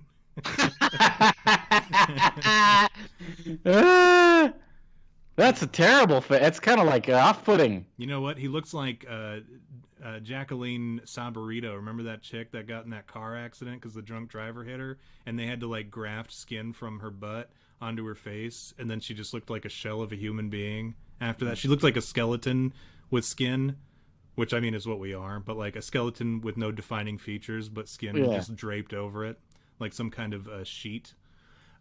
He says, here's a good one. Unlike the African American community, with notable exceptions, the Latino community is an incredibly diverse community with incredibly diverse attitudes about different things. So he essentially says, I remember that one. You're black, period. Or if you're Hispanic, you could be Cuban American, Puerto Rican. You could be Central American. You could call yourself South American. You could be Brazilian. You could be, as if black people can't be, even like the regular ones. You think of like Haiti, the people in the people in Miami. They hate being called African Americans. They're like, I'm not African American. I'm a Haitian American, right? Yeah. So this fucking Joe thought that there was black people and then there was like a series of Hispanic people that you could be. various flavors of Hispanic people. Yeah. Here's another good one. Here's a panicked look. I tried to find the least flattering pictures of him for this segment. He says, well, I'll tell you what. If you have a problem figuring out whether you're for me or for Trump, then you ain't black. Yeah, I remember that one. My favorites, right? Yeah, he definitely said that. That one, and that kind of like lingered because, you know, people are like, oh, that's ridiculous. People don't actually think that. These white liberals don't actually think that. They do. We saw what happened with 50 Cent the other day when he came out in support of Trump. Chelsea Handler, his ex-girlfriend, said she reached out to him and corrected him. And then when asked about it, she said, I had to remind Curtis that he's a black man. And so that was her reason for correcting him. Oh man, I'm excited about one of these because, well, I'm not excited. I'm a little dreading it because it's got the N-word in it a couple times. And I feel like it would be doing a disservice to the stream. I'm still trying to decide whether or not I'm going to say it, but here we got another flattering picture of Diamond Joe Biden. Jesus. You got the first mainstream, he's talking about Obama here. You got the first mainstream African-American who is articulate and bright and clean and a nice-looking guy. I mean, that's a storybook, man. What the hell? Yeah, that was about Obama. So apparently before Obama, there were no mainstream African-Americans who are articulate or bright or clean or nice-looking. What an asshole. Yeah. So let's see. We got two more. Here's one. He looks like that dude, Jeff It's not Jeff Dunham. Whatever the dude's name is. That's got the dolls or whatever. Remember that old doll? Yeah, that's Jeff Dunham. Okay, yeah. Okay.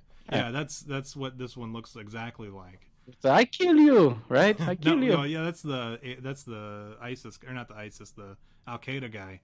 Yeah. There was like an old guy that he does. He says, "Oh, this is one of my favorites because there's like no walking back from this." While still being kind of tame, all right. Mm-hmm. He says, unless we do something about this, when he's in the Senate and they're talking about integrating the schools, he says, unless we do something about this, my children are going to grow up in a jungle. The jungle being a racial jungle. Wow. When they were going to bring black people into white schools, quote unquote. And then the final one, you know what? I'm not going to say it because as much as I hate Snopes. They said that it's not true, and I couldn't find anything that was definitive, like any kind of audio. These other ones, I listened to the audio. This one, I couldn't find the audio of it, so I don't know if it's 100% true. He says, we already have an N-word mayor. We don't need any more N-word big shots. The context of it was, this is back in the Senate in 1985. He was referring to a New Orleans mayor and a campaign that was going on at the time.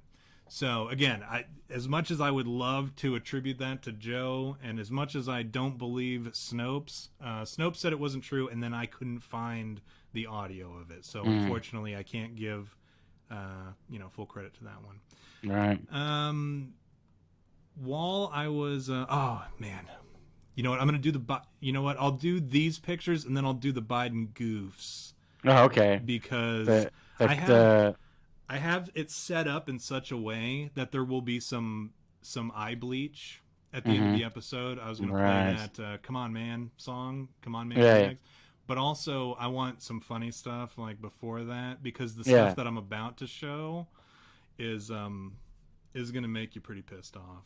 Hopefully. All right. Let's see here. So this is Joe kissing his granddaughter on the lips. Right. That's cringeworthy. Who does that? Joe Biden does, the future president of the United States. That's disgusting. And if you're like, okay, weird, probably a one-time thing, I have this to say to you. There she is again, getting kisses from Grandpa on the lips.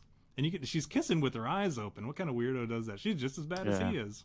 That's gross, dude. But that's now we're gonna go. You know what? It's gross and stuff. Let's move to something that's maybe not any more appropriate, but a little less offensive.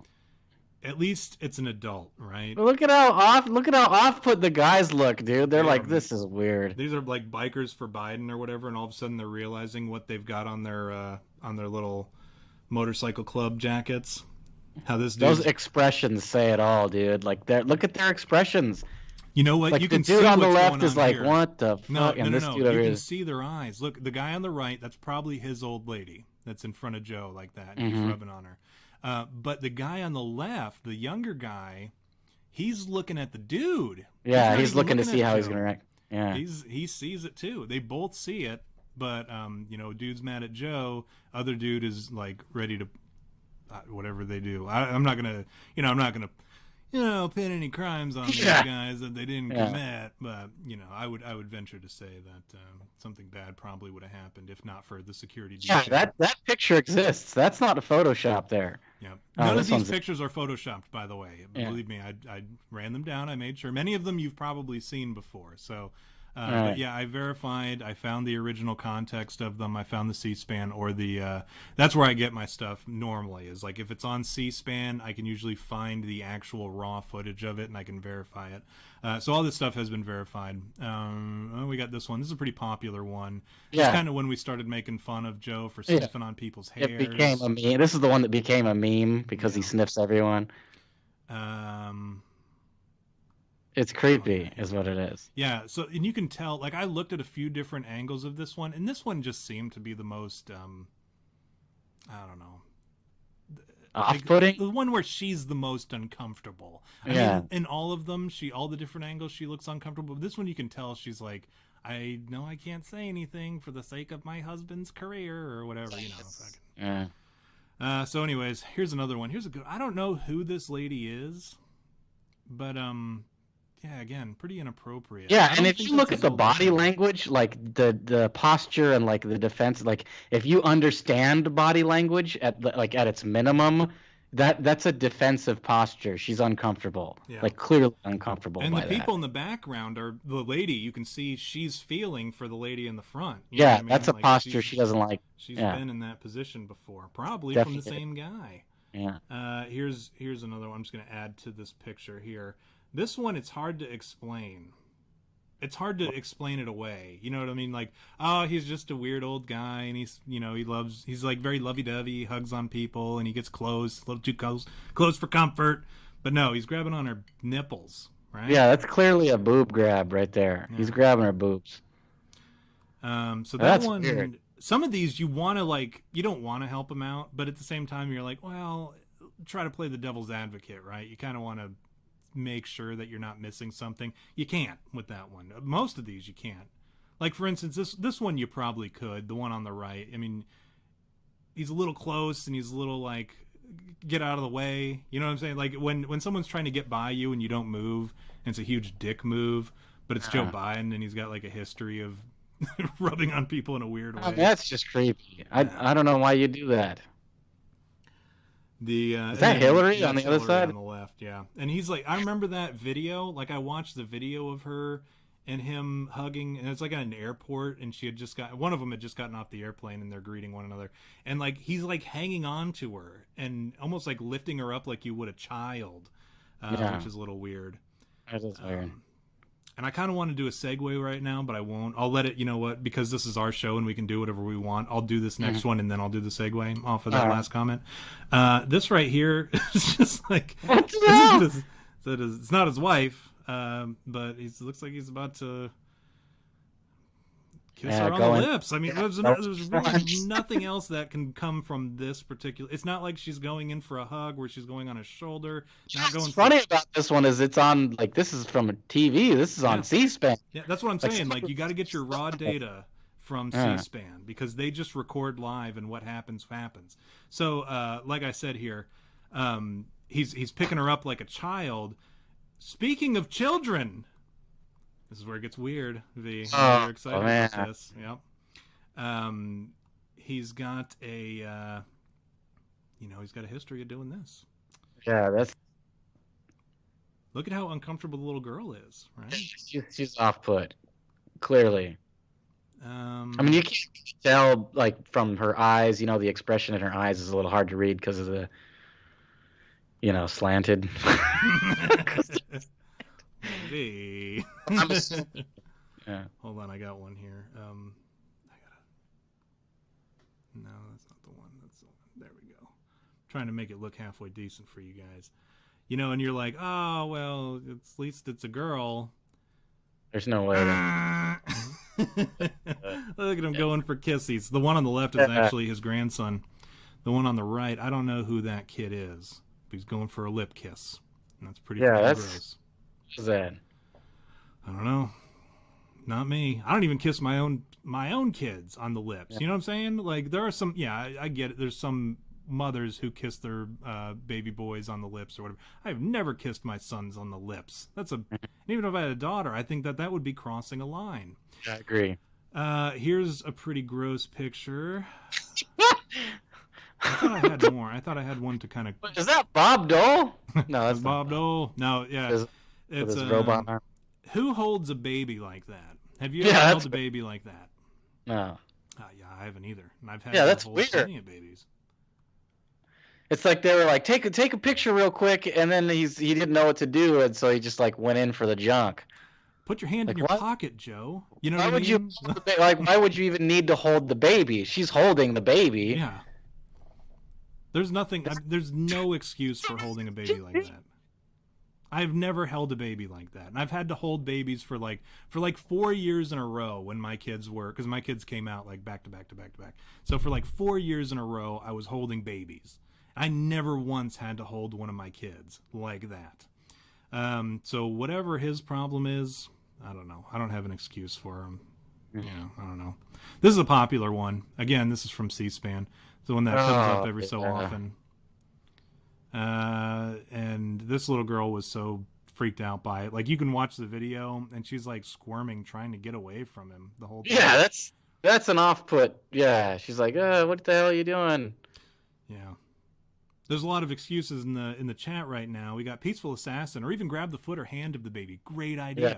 But I don't know. And again, this may be like some kind of like social anxiety that he has, which would be a weird thing to have for a politician who's been in politics for 47 years, but some kind of like thing where he quickly reacts and doesn't bother looking to see where his hand goes. Like, you ever go to shake somebody's hand and like you got to make sure you get it right, so you have like that moment of anxiety before you go in for the handshake. Like, maybe he just didn't know what to do with his hand. Instead of putting it in his pocket or holding the baby's hand, great idea. Holding the baby's foot, at least that way, like, the parents are like, oh, he's touching my baby. Some people like that. Some people like to have their baby, like kissing babies and shaking hands and shit. Yeah, that whole thing. But oh yeah, that's true. Yeah. But yeah, I mean, just like holding a baby's hand, that's a great idea. Perfect idea. But anyways, and this is probably the worst one, and not because of like what's going on in the picture necessarily, which is pretty weird. But what he's whispering to her is that he can't wait to come back and see her in a couple of years when she's dancing. And so that was a big deal when that happened too. And it was very weird for everybody involved. Everybody got very, very uncomfortable when he said, I can't wait to come back and watch you dance in a few years. Yeah, that's weird. But yeah.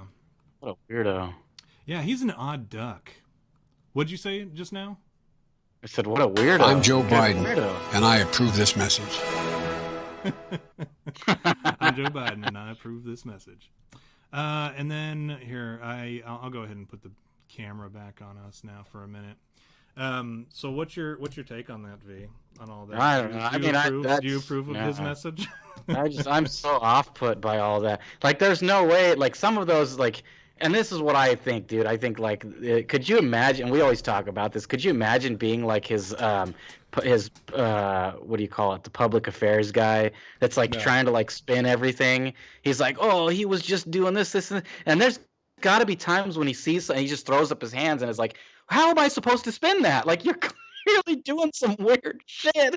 You know, like, what am I supposed to do here when you're ruining everything?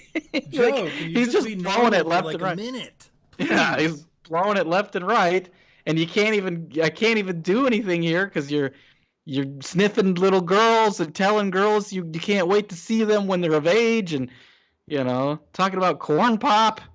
Like, what am I supposed to do? Is this corn pop thing even real? Looking for just level with me, Joe. It's going, I don't even know anymore, man. Oh, this crap, Joe. I wonder how much of what Joe says actually happened. But somebody said it in the chat earlier, and I wish I should be crediting everybody. I should be crediting everybody in the chat when they say something. Somebody said, "I don't hate Joe Biden." I want to say it was Jurassic Weeb. But he said, I don't hate Joe Biden. I hate the people that are putting him up to this. And again, I don't think Joe Biden would have run. I think somebody made him run, or somebody pushed him to run. It's the closest Obama that they have. And here's the funny thing about that is Obama's out there campaigning for him, like telling people, and it's so pathetic too. Like if you watch these things, if you see them, he's out there with like a megaphone in front of like 10 people going, and that's why you gotta Biden. And he was like 2 feet away from the dude.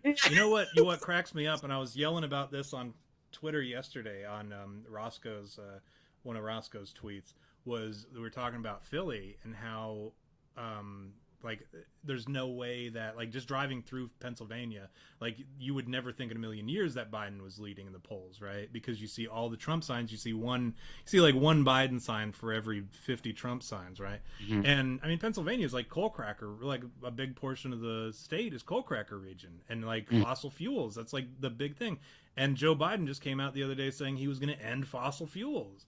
And, he's telling and people in Texas, people in Alaska, people in West Virginia, people in Eastern Kentucky, all these people, they rely on that wholeheartedly. I was talking to my uncle. Remember my Uncle Dan? Like, he always gets his impression for everybody is the same impression. The same guy, he called me last night to ask me if I watched the stuff that we're not even going to be able to get into tonight because we're going to run out of time. How somebody came forward and was like, no, Joe was involved in all of these backroom dealings with China that Hunter was doing. And he came forward and he like blew the whistle on it all. And so he wanted to call and talk about Joe. And I said, all these dudes who are like, I mean, he's not old. I think he's like 15 years older than I am, maybe. So he's not old by any stretch, but he's been working for the city for his whole life. And I said, what if somebody came up to you and said, tomorrow you can't work here anymore. We're going to train you in a new field. You'd say no, because you've worked your whole life in this field. Yeah. Like, who are you to tell me I can't work in this field anymore? You're going to have me go do something else. Well, don't worry. We're going to train you. That's why we're having free college in public schools or whatever, like free public college, so that you can go and you can learn a new trade. You can go learn how to code. And that was the thing that they did with Hillary. They're sending the coal miners and they'll learn how to code. When you're a 50, 60-year-old dude who's been working in the mines and you've got black lung and tuberculosis and shit, and all of a sudden somebody's like, you're going to go work on computers, your answer is going to be no. So like all of a sudden Biden just killed a major portion of his base by saying, well, we're going to phase out your jobs and you're going to go learn how to work on solar equipment. You don't know the first thing about solar equipment. You don't know the first thing about wind. And don't even get me started on the ineffectiveness of either solar and wind. But, we're going to have you go do something like that instead. It just doesn't make sense. And then when he talks about, oh, well, we're going to, for every 10 jobs that we can in the fossil fuel industry, we'll have 15 jobs in the solar industry. Well, I hate to tell you, there's going to be a surplus on jobs because not everyone's going to be able to make that transition. You talk about how you're building these new jobs, and then what happens when all this shit gets erected and you don't need them anymore? You only need a maintenance guy. Yeah, that's right. Every 10 manufacturers you had. I don't know, Joe, but that's his whole fucking thing. I don't know how we got on that tangent, but he's an idiot. Yeah, it happens. You know what? No, on that. While we talk about Biden goofs here, Trump said this about Biden. This is one of my favorite quotes about Biden that Trump has ever said. He says, Biden was never very smart. He was a terrible student. His gaffes are unbelievable. When I say something that you might think is a gaffe, it's on purpose. It's not a gaffe. When Biden says something dumb, it's because he's dumb. which reminds me of when Joe That's so said, funny. and it's something that you'd believe that Trump would say. And Absolutely. I believe that his gaffes are not gaffes; they're on purpose. I absolutely believe that. we've learned that over the last once I read all his books, because I was like, there's no way. Like every time he would do something that I was like, oh, this is a horrible idea, this is a horrible move, and then it turned out to be a good move. I'm like, well, he's just always several steps ahead of me. And then I read his books, and now I know what he's doing. When he does something, I'm like, oh, well, what he's doing is blah, blah, blah, blah. Yeah, that's right. True. But yeah, it reminds me of when Joe was arguing with some fat guy or whatever, and the dude said, well, what about this going on with your son Hunter? And he said, now listen, fat, or listen, and he like shifted gears and tried to change his tone or whatever. And he was like, well, no, I didn't say fat, I said Jack, or maybe, or hey, listen, man, or something. And he tried to deny it, and then somebody said, well, that's the difference between Trump and Biden, is like, if Biden says this, he's going to backtrack and say, well, no, what I meant was, what I said was Jack, or perhaps what I said was, listen, man. But when Trump says it, he's going to say, yeah, I called him fat because he's fat. He's probably stupid too, you know? Yeah, exactly. Yeah, and you have to appreciate, like, it's so funny. Like, my dad and we always talk about this. I go, it's so funny because people are like, oh, Trump says whatever he wants, blah, blah, blah. And, you know, they have this, like, complaint about how he's crass or whatever. And I go, you have to appreciate that to an extent, even if you're not a Republican or you don't support Trump, is that at the very least, that implies honesty. Because when you're that blunt and bold about things, chances are you're not candy coating anything. Like, it's highly likely that you're just saying whatever, and you have to appreciate that in a what do you call it? When you're constantly in lying, like everybody around you. What is that called? In a government. When you're in the government, period. Yeah, when you're in the government. When you're in a position where everybody lies, I guess is what I'm trying to say here. Yes, man, or I don't know. I don't know what you're talking. I know what you're talking about. When you're in a profession where everybody lies and you don't candy coat anything, chances are you're telling the truth, because you're not gonna like dance around like words or semantics. You're just gonna say it, you know. And you have to appreciate, and that's one of the main reasons that I support Trump, is because of that. Because I go, well, I know, I relate to that. I don't candy coat shit, man. I'll say whatever. And I pride myself in honesty. Like a lot of people, I always tell people, and often girls, I go, you're not going to like what I have to say. And you're probably, and they go, be honest with me. And I go, well, I'm going to be honest with you, but you're not always going to like what I'm going to have to say. You're going to go, why'd you say that? Well, because that's the truth, and that's how I feel, you know. And, you know, I'm not going to lie to you. And most of the time that puts people off. And you know, what's funny is I always say, you know, people, they prefer the sugar-coated truth over the bitter, or the sugar-coated lies over the bitter truth, because they don't want to hear the truth. They want to be lied to. They'd rather be told that they're attractive and, you know, that they're doing a good job, or what, and as opposed to being told that they're ugly and that they're lazy, you know, bastards. You know, people don't want to hear that kind of stuff. Like, oh, why would you say that, man? You know, what would you say? Well, because it's the truth, you know. It's the truth. This is, you know. That's what they say. They say that people who swear are more honest. People who just use profanity are more honest, and people who don't have friends are typically more honest. And that's exactly what you're saying, is like, when you're honest, people don't want to hang out with you. And I mean, that, to get on the theological soapbox, I mean, how many friends did Jesus have? Like 14 that we know of. That was it. And like his entire life, like, that we hear about, is like 14 dudes, or 14 people, because a couple of them were chicks. But anyways, so like, and he was always telling people shit that they didn't want to hear, and that's why they killed him. But anyways, plus that, and it was prophecy, so it was gonna happen. It was gonna happen. So yeah, if you swear and you don't have a lot of friends, you're probably an honest person, and that's kind of how Trump is. He just I thought I hate to interject, but please. I thought that you had didn't you tell me that you had come across an actual picture of the guy that they called Corn Pop, the actual dude? You know what, I do. I don't know if I'm allowed to release it, but I'll tell you what. I don't know if I'm allowed to release it because it's part of people. You're supposed to have like a security clearance in order to see it, because they haven't officially released. You know, when they redact stuff, when they release the documents, they've redacted Corn Pop's real name, and I've been trying to avoid it. So it's unfortunate that you brought it up. But they've redacted his name in any documents where people were trying to fact check this. But I was able to find a picture of Corn Pop, and because we've got 13 people. We had 16 people. That's a pretty high score for us, especially for the second half after a J-Rab incident. But since we've got 13 people watching now, and you guys are like the loyalist of loyal fans, right. I'll go ahead and I'm going to break the rules a little bit. I'll bend them a little bit. I'm going to break them. And I will show you guys this picture of Corn Pop that I was actually able to get my hands on.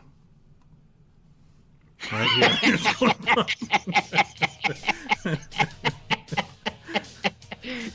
I had totally forgotten about it too. I know you had seen it when I was paging through at one point, and I'd totally forgotten about it. But I'm trying to get better at setting you up for those. Because it's got to be to like, that was a good set. It's good when we can like call people out and So, anyways, redacted, bad dude, runner of bad boys. Here's Corn Pop for you. He's with on his the highway to the danger zone. Spiky-haired mullet variant.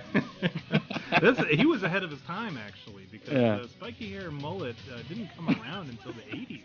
And I mean, he was at peak Corn Pop in the 50s, if I'm not mistaken. He had his when he had his straight razor gang. Yeah, I think that's actually what that type of mullet was coined, is the Corn Pop. I think that's what. He cut it with a straight razor. Yeah. So yeah, that's Corn Pop for you guys. You're welcome. Don't tell the FBI that we shared this with you. But I do have, but we're coming up on the end of the show. We got about 8 minutes, and I do want to get these Trump gaffes, not Trump gaffes, because as we know, Trump doesn't make gaffes. He does it intentionally. Everything is intentional. I do want to get these Biden gaffes, all right, because there's some good ones. And I'm just going to go ahead and read them as is. So if you'll forgive me if they sound rushed.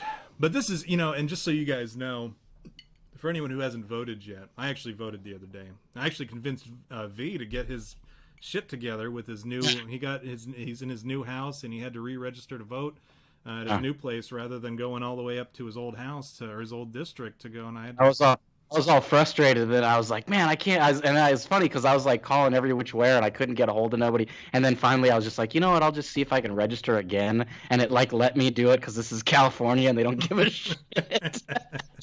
So I was like, yeah, okay. Well, I guess I'm good. I guess I'm going. I guess I'll go tomorrow. Or I think it's the 30th is when we can do our early. Oh, that's when you guys can start. Yeah. Oh. I went and voted the other day, and I let Sterling fill in my ballot. I've never voted for Trump. As I sadly have to say, I've never voted for Trump. I let the boys fill it in for me. No, I let them vote for whoever's at the top of the ticket, and then I fill in the other bullshit. I tell them who to vote for because it would be irresponsible to let them just vote whoever they want willy-nilly. Yeah. I've seen their Scantron test results. I've seen they just fill in the bubbles to get done. Right. So here's one. At a St. Patrick's Day reception for the then Irish Prime Minister Brian Cohen in 2010, Biden noted that the visitor's mother had lived in America. His quote was, "His mom lived in Long Island for 10 years or so, God rest her soul, and although she's... Wait, your mom's still alive. It was your dad who passed. Oh my God. God bless her soul. I got to get this straight," is what he said. This is the exact quote. What the hell? If you thought that one was bad, this is one of my favorite because it's so, like, there's no bouncing back from it. We've all been here at a moment where, not as bad as he did, but we've all been in a situation like this next one.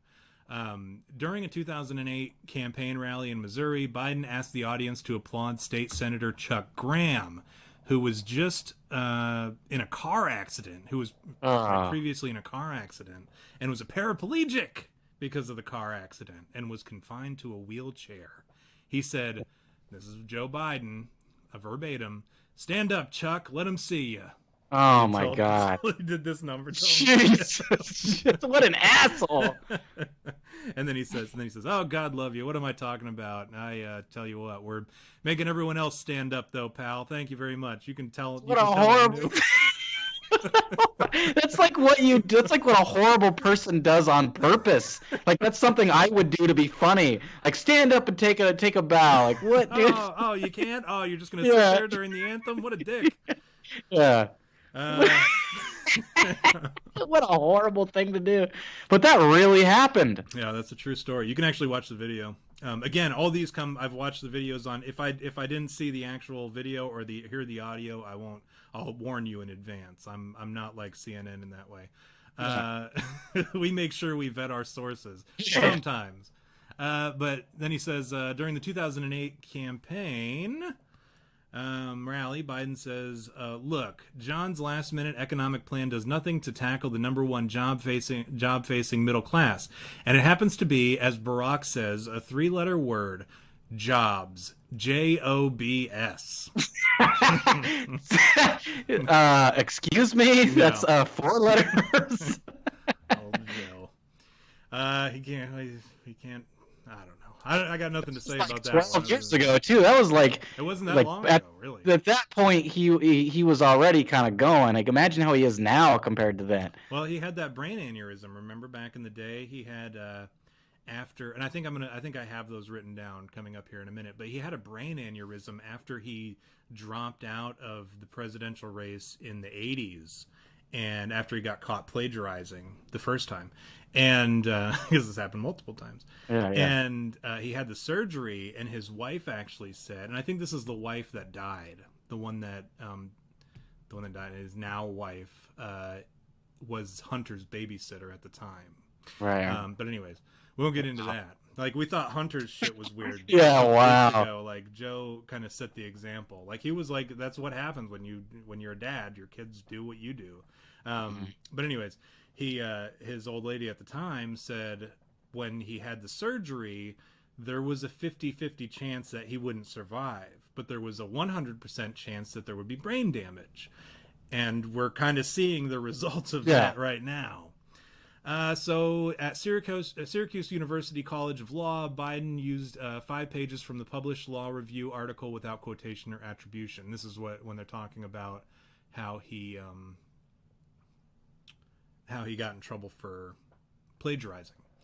And he said in his response, his rebuttal, or his argument as to why he didn't plagiarize, "If I had intended to cheat, would I have been so stupid? I value my word above all else." That was his excuse.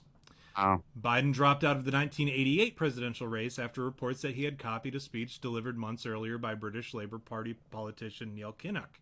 Kinnock said, "Why am I the first Kinnock in 1,000 generations to be able to go to a university? Why is Glenys the first woman in her family in 1,000 generations to be able to go to university? Was it because all our predecessors were thick?" His version, "I started thinking as I was over here, why is it that Joe Biden is the first in his family ever to go to university? Why is it that my wife, who is sitting there in the audience, is the first in her family to ever go to college? Is it because of our fathers and mothers were not so bright? Is it because I'm the first?" Like, almost verbatim, right? Wow. Except for not Cockney language or whatever. And then later that was the one where he supposedly was treated for 2 brain aneurysms, and there was speculation that the undiagnosed illness might have contributed to his plagiarism, because as we know, brain aneurysms cause you to plagiarize and cheat and shit when you're running for president. Biden's campaign manager, Pat Caddell, took responsibility for mixing up the pages of a planned Biden speech for a 1987 California Democrat convention with papers quoting an inspirational speech by the late Senator Robert F. Kennedy. So this was not the first time that he had plagiarized some shit. Wow. Then he blamed one of his interns, or I guess his campaign manager. As a chairman, let's see. Oh, this one's pretty funny, but I'm not going to read the whole thing. Some chick got raped, or she was sexually harassed by, supposedly, this is the Anita Hill situation. She was supposedly sexually harassed by Clarence Thomas, the Supreme Court justice. Right. And she said, she was talking about it, and he wanted her to say the name of the pornographic film that Clarence Thomas had referred to. and Biden pushed her until she finally said, "Yes, I remember the name that was referred to was Long Dong Silver." So there's on the record in the Senate Judiciary Committee, there's the expression, "Yes, the name that he was referred to was Long Dong Silver." Wow. During a conference call with reporters in 2007, Biden assessed the strength. Oh no, this is the one we already read in the racist one. My apologies. Clear. Oh, and he calls, here we go. At an Illinois campaign rally in 2008, Biden said, "This election year, the choice is clear. One man stands to deliver change we desperately need. A man I'm proud to call my friend. A man who will be the next president of the United States, Barack America." Wow. His name. President America was our former... Didn't he accidentally say that that you have to vote for Trump at one point? He said, he if we we want this to change, you have to reelect Trump. Yeah. He actually said it and then fumbled it. Yeah. Yeah. And then I don't even think he corrected himself afterwards. It was at one of his rallies, and this was before I think this was still during the primaries. That should be if I was Trump's campaign manager, I would keep that video and then pass it around forever. Even Biden wants you guys to vote for Trump. It was a ad for a little while, and that's another thing that I love about Trump is he'll exploit. He's not above the decorum of the presidency. He's willing to take low jabs. So I'm into that. Here's another racist comment from Biden. "You cannot go to a 7-Eleven or a Dunkin' Donuts unless you have a slight Indian accent. I'm not joking." So wow. And then he picks an Indian for a VP. So that's interesting. In an interview, let's see. Oh yeah, here we go. When he was picking on George W. Bush, old W, he was picking on him. He said, "When the stock market crashed, Franklin Delano Roosevelt got on the television and didn't just talk about the price of greed," Biden says, "but Herbert Hoover was the president during the 1929 Wall Street crash, and television didn't exist at the time. So whatever Biden was talking about, we'll never know." Yeah, that's weird. That's a weird thing. It's bizarre. It's what? That's when everybody in the audience is going, what? And I'm sure a lot of people just didn't even flinch, because the people that are in the audience are probably, who were watching him, hanging to his every word, is "Oh, I didn't know that the TV was out in 1929. That's wild, but I believe it." I think what you really have to gather from all this information that we're getting out today is that, first of all, and this is facts, right? Joe Biden had a brain aneurysm. Yeah. He has brain damage, which means you've got a guy running for president that has brain damage. That's really think about that. That is consider that. Really, okay, forget your Republican, forget your liberal, whatever. Just think about the fact that there's a man with brain damage that's running for president. That's enough. That's enough for you. I'm sharing pictures while you're talking about him. That's enough to go, well, that's a weird thing to think about, but it's true. Yeah, he has brain damage. There's no denying that. That's for sure. And when you see him, talking and fumbling teleprompters and going, "What was that saying?" and you're going, "What, dude? How is this what you guys are bringing to the table?" And I've said this before. This is seriously, you're this is what, it, dude? This is it. Come on. And they're "Oh, we got to beat Trump." And it's so you're bringing this weird dementia-riddled, brain-damaged Irish white dude? What? That's how you're gonna beat Trump with panty waist? It's just throwing a wet towel against a wall. That's what it is. Just get a dude who doesn't have a history at all. Somebody that you can't dig up dirt on. And who's just done... there are people out there who maybe wouldn't be the best president, but as the DNC, if I were the DNC, and if I were in charge of that whole mess, which I never would be because I don't fuck children and I don't abort babies, but if I were in charge of that, I would put somebody in who had a squeaky clean past. There are some out there who you just can't dig up anything interesting on. And their voting record is just in line with the Democrat Party. And they've never said something stupid, and they're just well-spoken dude who has a clean past, maybe a young junior senator or whatever. Kind of like what they did with Obama, but Obama had a dirty past. Find one of them who may not be the best president, but then surround him. Tell him, hey, listen, you're going to be the candidate, and we're going to go ahead and surround you with the best people. All you have to do is sit there and shut up. It's like how Kennedy won, right? Like they put and this is the whole thing, is they put Kennedy in this on TV, right, for a debate with old ass Nixon, who looks like a criminal, and then Kennedy's like this clean cut, handsome dude that speaks well, and everybody's like, oh, that's the guy we're gonna vote. Yeah, that's the guy we're gonna vote for because Nixon looks like a criminal. And they're going, no, I'm not going to vote for this guy. He's got a big nose and he looks like freaking a mafia boss, as opposed to the guy that's handsome, right? That's what it comes down to. Like, here we are. Put somebody on the moon in 1960 before the end of this decade. It doesn't even matter.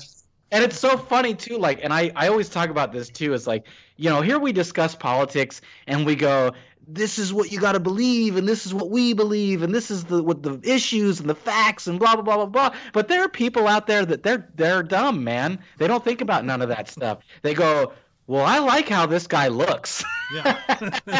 Look at him, And there are people that are going, I'm not going to vote for this guy because he's orange, right? I don't want to vote for the orange guy. Like, that's what they're doing. And it's not even a joke. That's really what's happening, because they don't understand issues, or they can't think critically, or they can't, like, comprehend that level of, like, politics, or like even just like conversation, like their vocabulary isn't big enough to and this is not like the lowest common denominator. This is like a middle demographic, like this is a lot of the US is this way, that they just don't understand it. And so they go, oh, that's who I'm going to vote for. I'm going to vote for the guy that says this or promises that.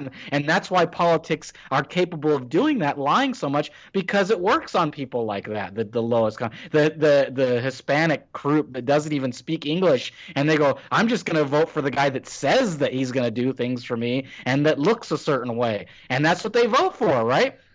And so then you have us who we're going, you got to believe this, and you listen to us, man. You got Corn Pop and fucking Joe Biden, this and that. And, we're rambling and talking about all these things and our core beliefs. But then you have somebody else over there going, look at this. And they're making memes and, like, having Trump look terrible and, whatever. And then you go, oh, yeah, I'm not going to vote for Trump because the internet is telling me that he's a horrible person. And there's so many memes of him dressed up like the Joker, right, or whatever, that they're going, that's how I'm going to. And that's why that's a political gambit now, is a meme. That's a political gambit. If you're seeing a lot of memes about Trump out there, it's because there's a lot of Democrats that are making them. That's all there is to it. You know what I mean? Like, and it's funny and we laugh about it, but like, this is it, man. This is livelihood. This is when you get to be an adult, you start going, well, I have to think about this kind of stuff. And I always tell you, the reason why I vote for Trump is because he's done a lot of shit for the veterans, man. He drained the VA swamp, dude. Stuff has become way easier to being a veteran now. And like, man, I look back at Obama when I was in Afghanistan. I thought he was always saying, oh, we're going to pull these guys out. And that never happened. And I thought, what an asshole. Going on TV and saying, we're going to pull all these people. And then we ended up getting more people in Afghanistan. And those are the things that I think of, right? I don't go, oh, he just looks like a handsome guy, or he's this, and that. I go, well, what is it that's affecting me that's going to make my life better, right? That's how you should vote. Forget Republican, forget Democrat. Think about the things that are going to make your personal life better, not how the Puerto Rican. You got to be concerned with the Puerto Ricans and what they're like. Who gives a shit about them? That's not you, man. It's your well-being that should matter. I agree. I wholeheartedly agree. And rant. And rant. The no, like, and I told somebody that the other day. I was like, so, like, I get that I'm supposed to care about other people, but man, like, look back at the Poor Man's Almanac, right? That was written by Ben Franklin back in the day. God helps those who help themselves. This is like you can't expect, like, nobody. You should never be looking for a handout all the time, and that's what a lot of these Democrat voters want. And like, you drive through these really shitty neighborhoods, And I know you see it because I'll drive through down like the inner city Cincinnati all the time because it's on the way to the VA, it's on the way to the zoo, it's on the way to a bunch of other shit that I go to that's actually nice. But I have to drive through these like real seedy neighborhoods, and all I see are Biden-Harris signs, right? And these are all like low income people, right? And they're in like these houses that are all run down, and they're right next to a cemetery, and like, you know, like in a cemetery sometimes, like, and they're just like those like lined up houses that are pushed up and leaning against each other and shit. And I mean, it looks like Full House except for after the apocalypse. Like, I mean, these houses are fucking falling over on each other, but then you see like a nice crisp Biden-Harris sign in the yard, and you're like, this area of Cincinnati has been under Democrat leadership forever. And like, this is the same in any inner city. And you guys still live in a fucking dump. And you guys are still poor as dirt. You have nothing. Your kids don't even want to come back and see you. Your kid, you know, and then you come out by me. I'm not saying I live in I'm not saying I live in like a wealthy area. I live in the suburbs, right?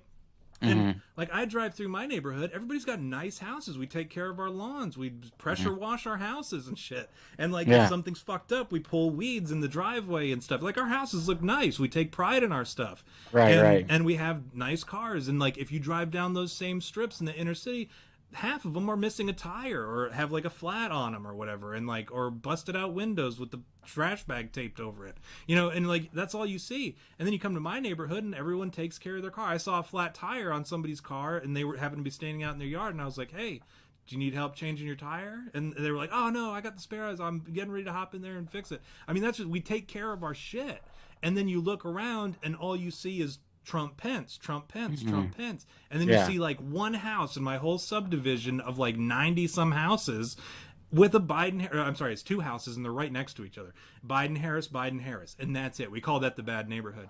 But but yeah, like everyone else, their houses, I mean, we have really nice houses. Even like the people of color or whatever, they're all voting Trump, and they've all got Trump Pence signs in their yards. You know what I'm saying? So like, it's so weird to me that these people that live in these Democrat controlled areas, and look at what's going on in Philadelphia right now, look what's going on in Portland, you know, you look at all these places that have been Democrat rule for since the dawn of fucking time, and they live like shit. And then as soon as a black guy gets killed because he was charging a dude or a cop with a knife and he gets shot, and all of a sudden they start rioting. It's one thing to riot, it's another thing to loot. Like, if you're going to burn down a police department, I don't condone it.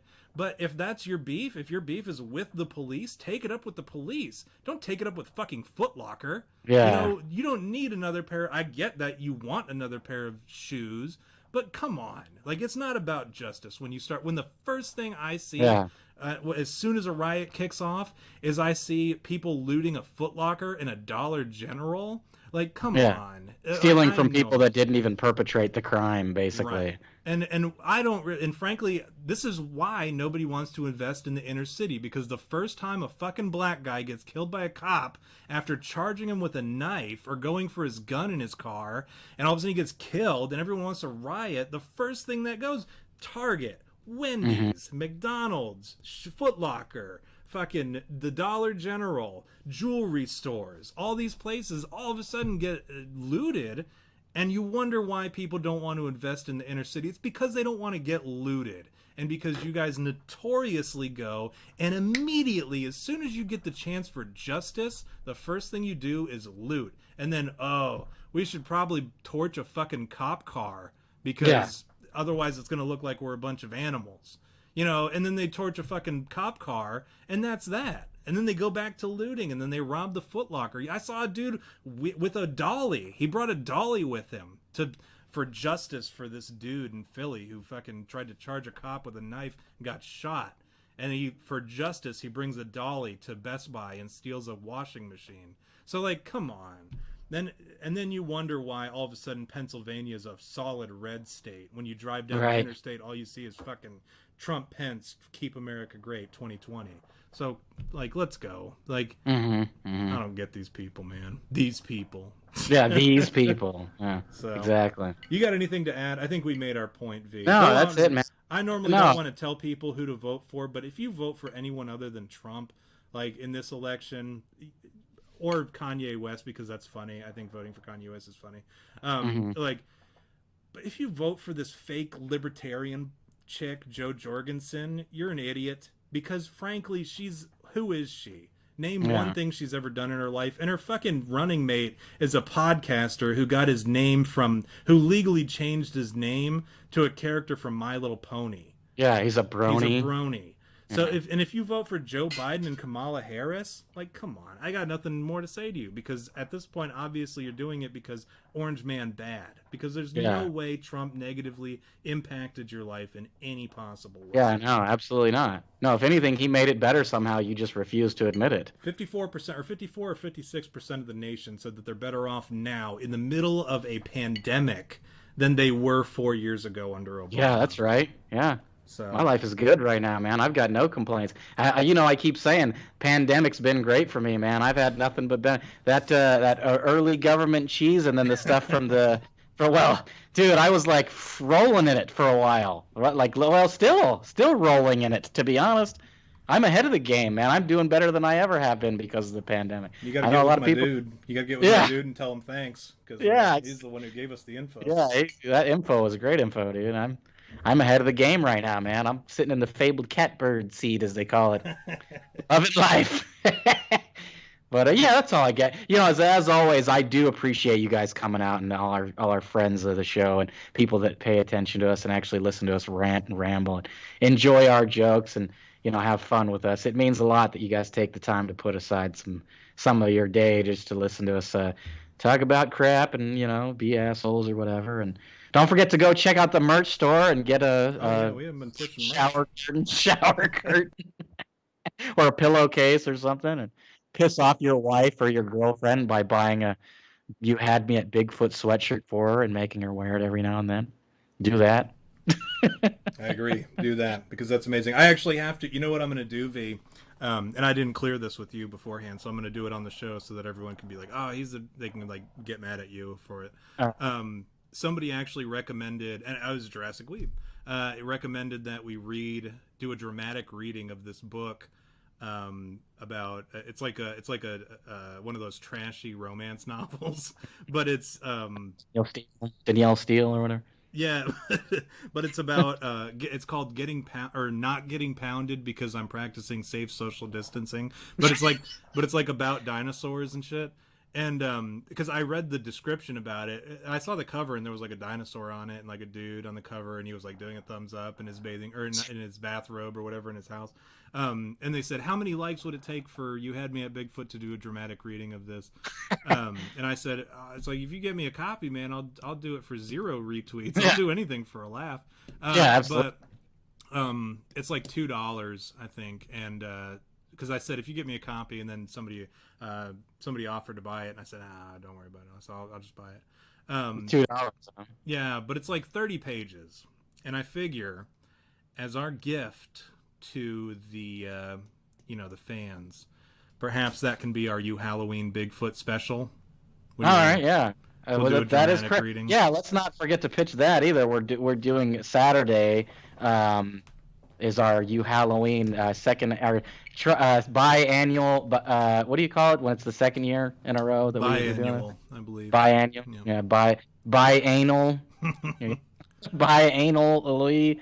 Our You Had Me at Halloween episode, our Halloween Me Bigfoot, we're going to do on Saturday, so be sure to tune in. I'll actually make sure that I get on Twitter and kind of remind you guys too, because I know I'm rarely on Twitter these days because I'm so off-put constantly by all this I've got this Zen thing going on. Every time I read Twitter, I get so angry. I'm like, oh, these people, they're horrible. These people? Who are you talking about, man?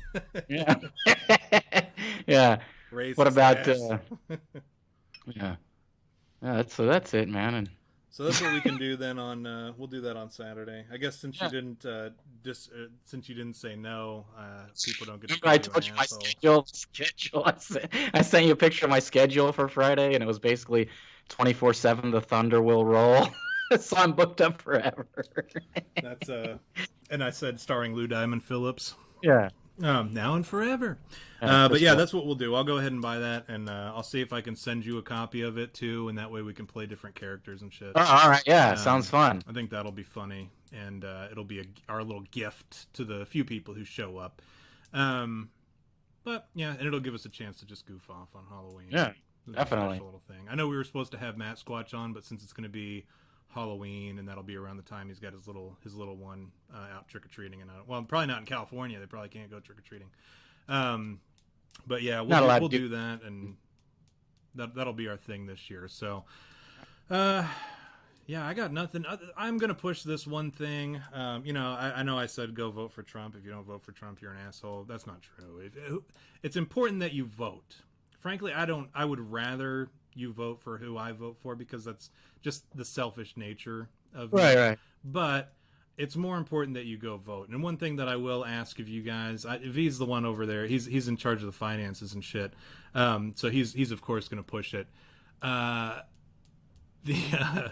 already Jurassic Weeb's on there pushing the thing about Saturday. But nice. he's the one that's always pushing for finances. Frankly, I'm at the point, instead of pushing you for panhandling or whatever, which is what I should be doing. I'm going to sit here and I'm going to say the one thing that I ask you to do this week, because we're less than a week away, is if you didn't vote already, or you didn't intend to vote, which I know a lot of you don't intend to vote, and that's your right to not vote, I would encourage you to do so. Frankly, like I said, I don't care if you vote for Trump. I don't care if you vote for Biden. I don't care who you vote for. But it's important, because every single person who doesn't want to vote every single time says, well, they're not putting anybody good up as third party. And you know why they don't do that is because they know they don't have a shot. If you don't like the two-party system, you don't go vote, is the answer that a lot of people give. Well, I'm not going to vote because, fuck them. I don't want to vote for one of these pedophiles or whatever. Right. And then what good does that do? We end up having less than half the country go out and vote, or less than half of the eligible voters go out and vote. And then what does that say? It just says, oh, the two-party system is what they want. It's either that or nothing. But if you go and vote, and you vote for whoever the fuck you want to vote, I don't care who you vote for, like some third-party down-the-ticket person who's like 8th in line or whatever, like the Evan McMuffins of this election cycle. Like, if you vote for that dude, that at least shows that this is how many people are willing to vote. Evan McMuffin. Is that the brony? Are you talking about the brony? No, that's Spike something or another. But Evan McMuffin, he's the guy who ran last time. His name's not really McMuffin, is it? No, McMullen. Trump called him McMuffin. We were calling him McMuffin on the Donald for a long time, and then one day Trump called him McMuffin, and we were all like, whoa! Nice. But yeah, go out and vote for somebody. I don't care who. Whoever print out your practice ballot. The ballot that you can look and see who's your practice ballot. I don't know what it's actually called, but your sample ballot. There you go. And it'll show who's running, and you can look and you can read up on who the people are, and you can read up on their platforms and read up on their things. Vote for the person who you feel best represents you, even if you've never heard of them before. At least look at their shit and see, hey, if it lines up, all right, I'll vote for this guy. Then what happens is these pollsters, who are always fucking wrong, and I'm hoping that every single one of them loses their job, they end up doing this thing afterwards where they're like, wow, like so many people voted for this guy, there may be a market for that. And then they start to keep tallies of that. And then these campaign people these campaign managers go and they talk to their candidates and they say, listen, this happened last election. I think there's actually a really good chance that you could run as a third party in the Green Party, in the Constitutional Party, in the Libertarian Party. And I think you'd have a reasonable shot if we can win these people over. And then we break the cycle of this two-party system, which everybody claims to hate, which I think most of us do actually hate it, but not enough to do something. And this is your chance to do something. If you don't want to vote for either one of these two pedophiles that you guys, people call them that. They say that both of them are pedophiles. I don't necessarily agree with that logic, but I'll grant you it is your right to believe that. If that's your opinion on it, go vote for somebody else, but go vote, because it's important that these numbers get tallied when they're like, holy shit, 60%, 70% of the population of eligible voters voted. That means we could reasonably run a third-party candidate and win. We'd have a shot at least getting on the debate stage. Maybe that's step one, but it's a process. And right now we are at the precipice, right? Or at that crossroads where like you are, and a lot of our audience is younger guys who, like, your kids and your grandkids will ultimately be able to enjoy this this period in which we broke the two-party system. So now is your chance to get out there and make a difference. And it doesn't take you more than an hour to go stand in line at the fucking polls and cast a, fill in a little bubble. That's all it takes. And you don't have to tell anybody who you voted for. It's not like it's not like anybody's going to come out and say, who did you vote for? You got to tell me. That's your secret. That's part of the right to vote, is like, you don't have to tell a fucking soul who you voted for. So go and do whatever you want. You can sit here and trash talk Trump, trash talk Biden all day long. For all you know, I voted for Biden. I didn't, but that's the thing, is nobody knows. Once you go behind that curtain and you fill it in, that's your little secret. So go do it. And I don't think it's too late. A lot of places are offering on the spot registration. So go do it. Take the hour and go vote. That's all I got for you. I'm done browbeating you. I love you guys. Thank you for coming out and joining us as we talk shit about Joe Biden. Then I'm like, I don't care who you vote for, but yeah, go do your part. And thank you for coming out and tuning in. We'll see you guys on Saturday.